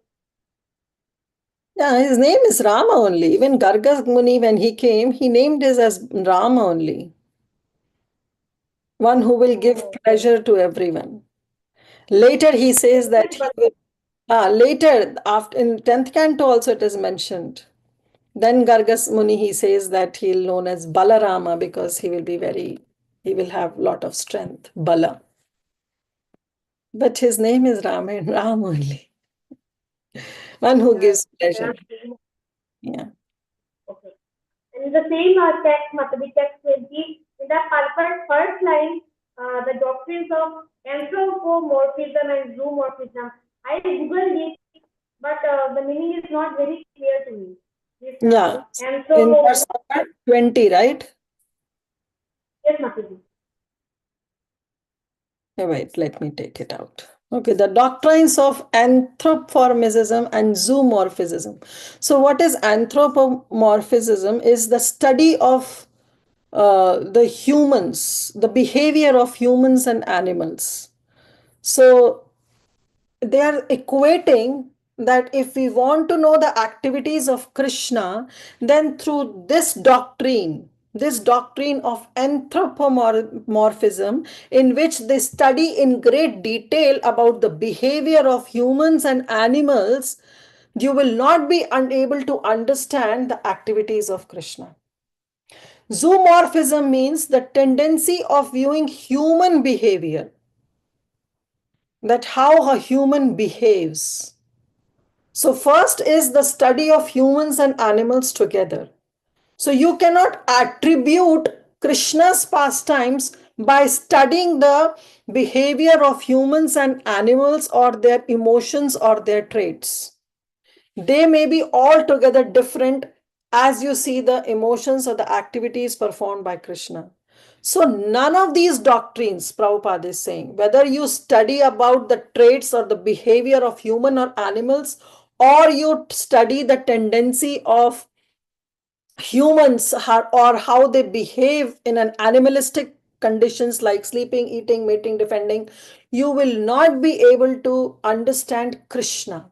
So these doctrines, they are important till the time you are studying the jivas of this world.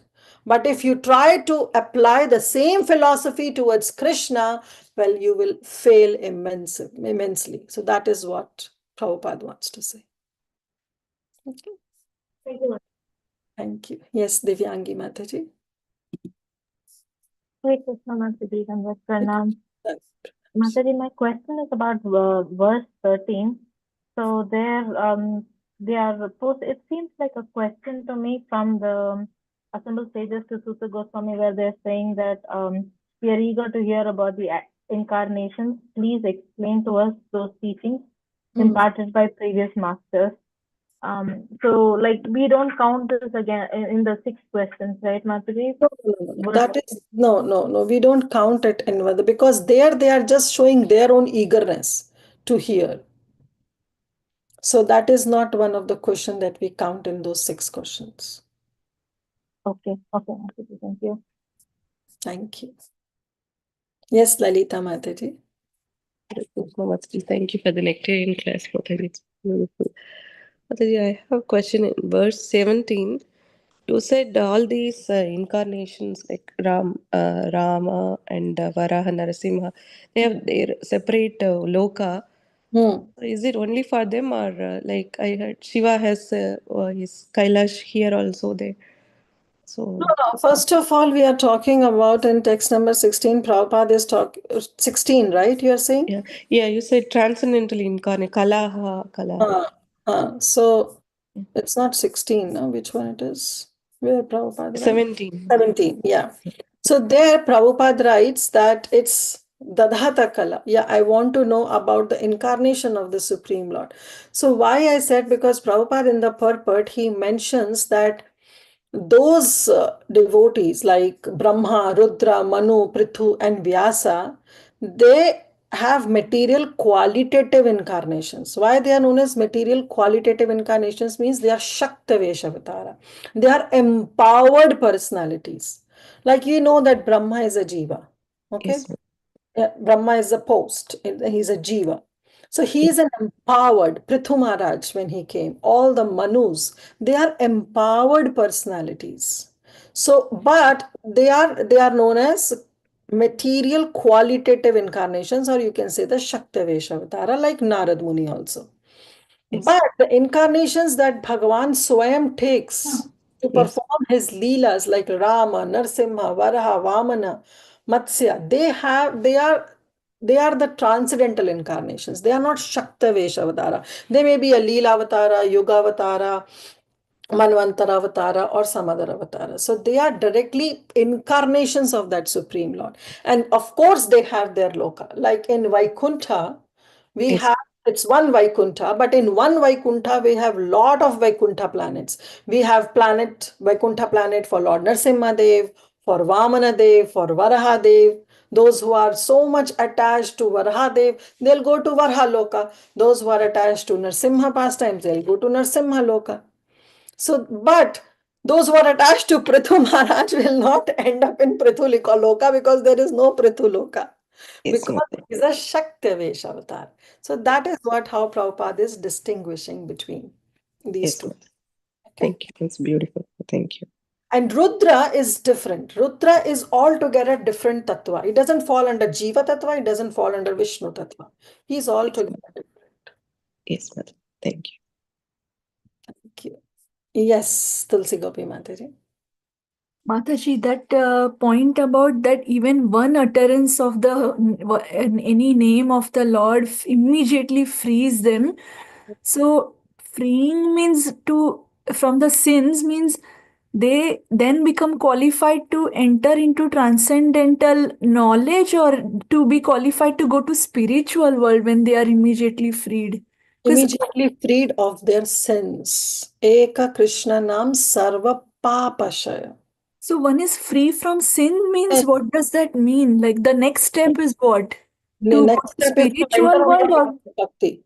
into bhakti? Okay. Bhakti. Next Means, path is Bhakti. becoming sinless, you cannot automatically get mukti or go to spiritual world, right? It always means it's a precursor for some next stage before a jivatma can progress. Yes, yes, Mataji. Even to get mukti, even to enter into Brahma Jyoti, little bit of bhakti is needed.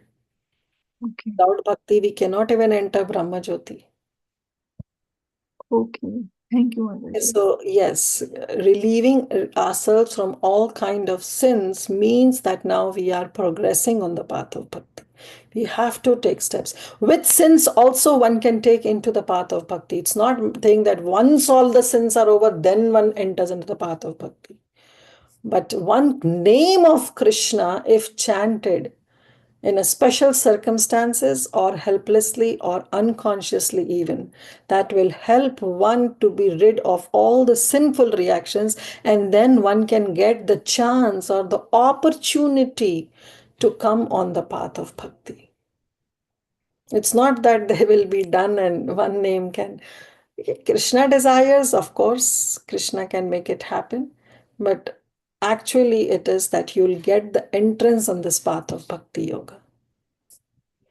And then we know that through in Bhakti Yoga, there are many tests and turns, and then you are screwed.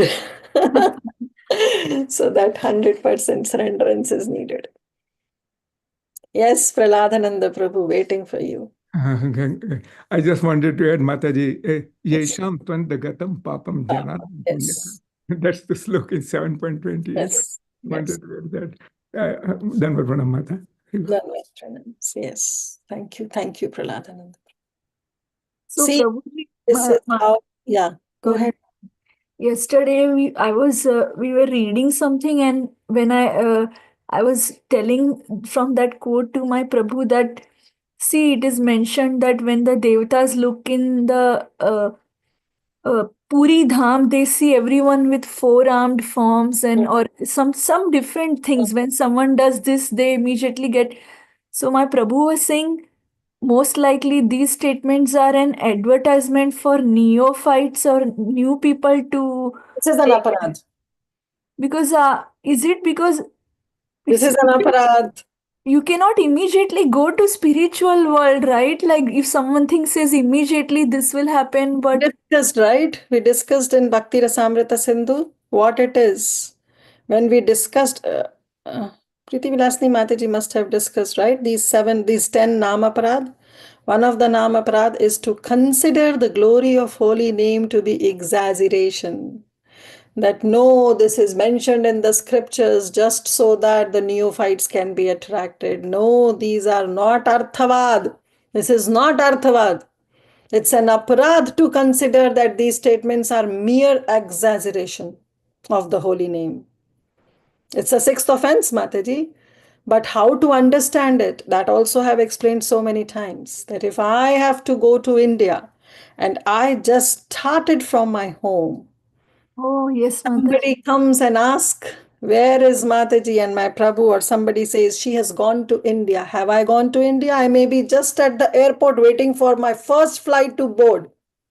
Yes, Mataji. But she has gone to India. So that is what, वो परिकर बंध जाता है जब भागते हैं ना race पे, when we run in the race it says all marks get sets go, so what we do वो लेके परिकर बांधते हैं. So this is what it is. This is not arthavad. When it says that one holy name will liberate you, means you will be on the path of liberation. Yes, there will be many stumbling blocks may be coming, but you are on that path. It will happen in one lifetime, in two lifetimes, in three lifetimes, or maybe in 3 minutes. We don't know. It will happen. Don't think that it is mere an exaggeration. This is an offense to holy name. It's a nama aparad. Yeah, Mataji, I remember now that. Thank you so much. Yeah. Thank you. Thank you. Okay, dear devotees, so we can stop here. Thank you so much for cooperating. We'll make sure that we don't pass 9 o'clock next time. Mataji, can I ask one quick thing? Yeah, go ahead. Mataji didn't drop, right? Preeti Mataji. Yeah, I On think that shloka thing, right? Ah, Because she said you can do it in batches.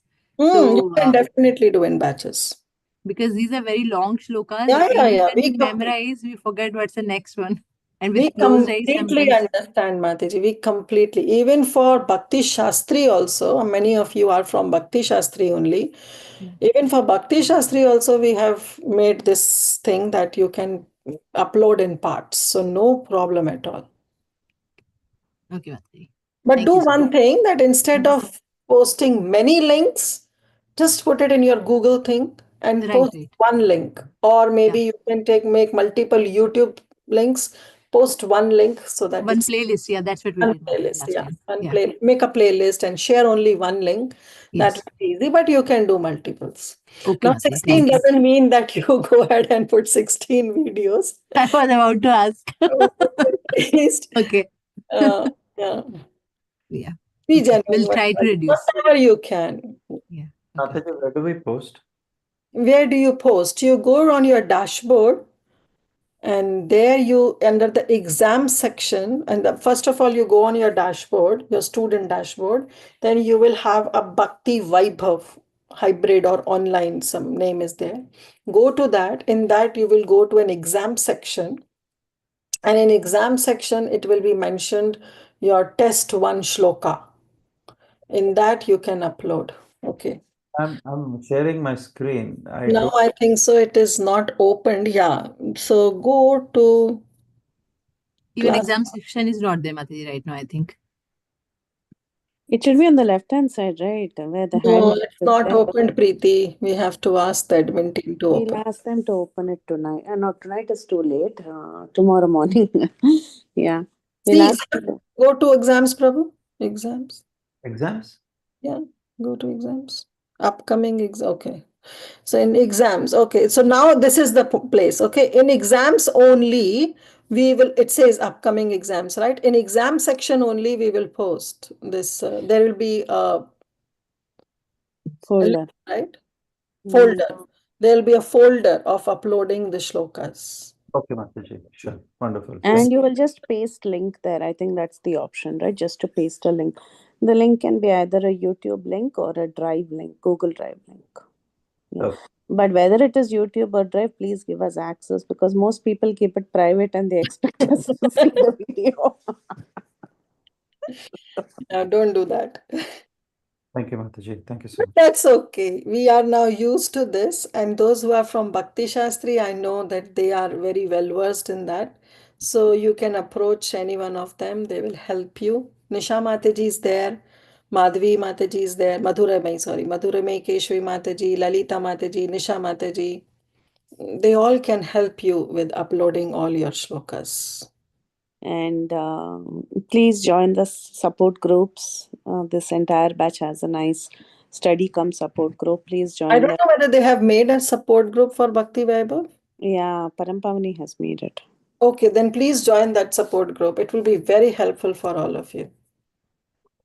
Yeah, and I heard it's currently inactive. There's nothing much going on, but then hereafter, once the shloka exam opens, everyone will keep talking. So you can take support from each other.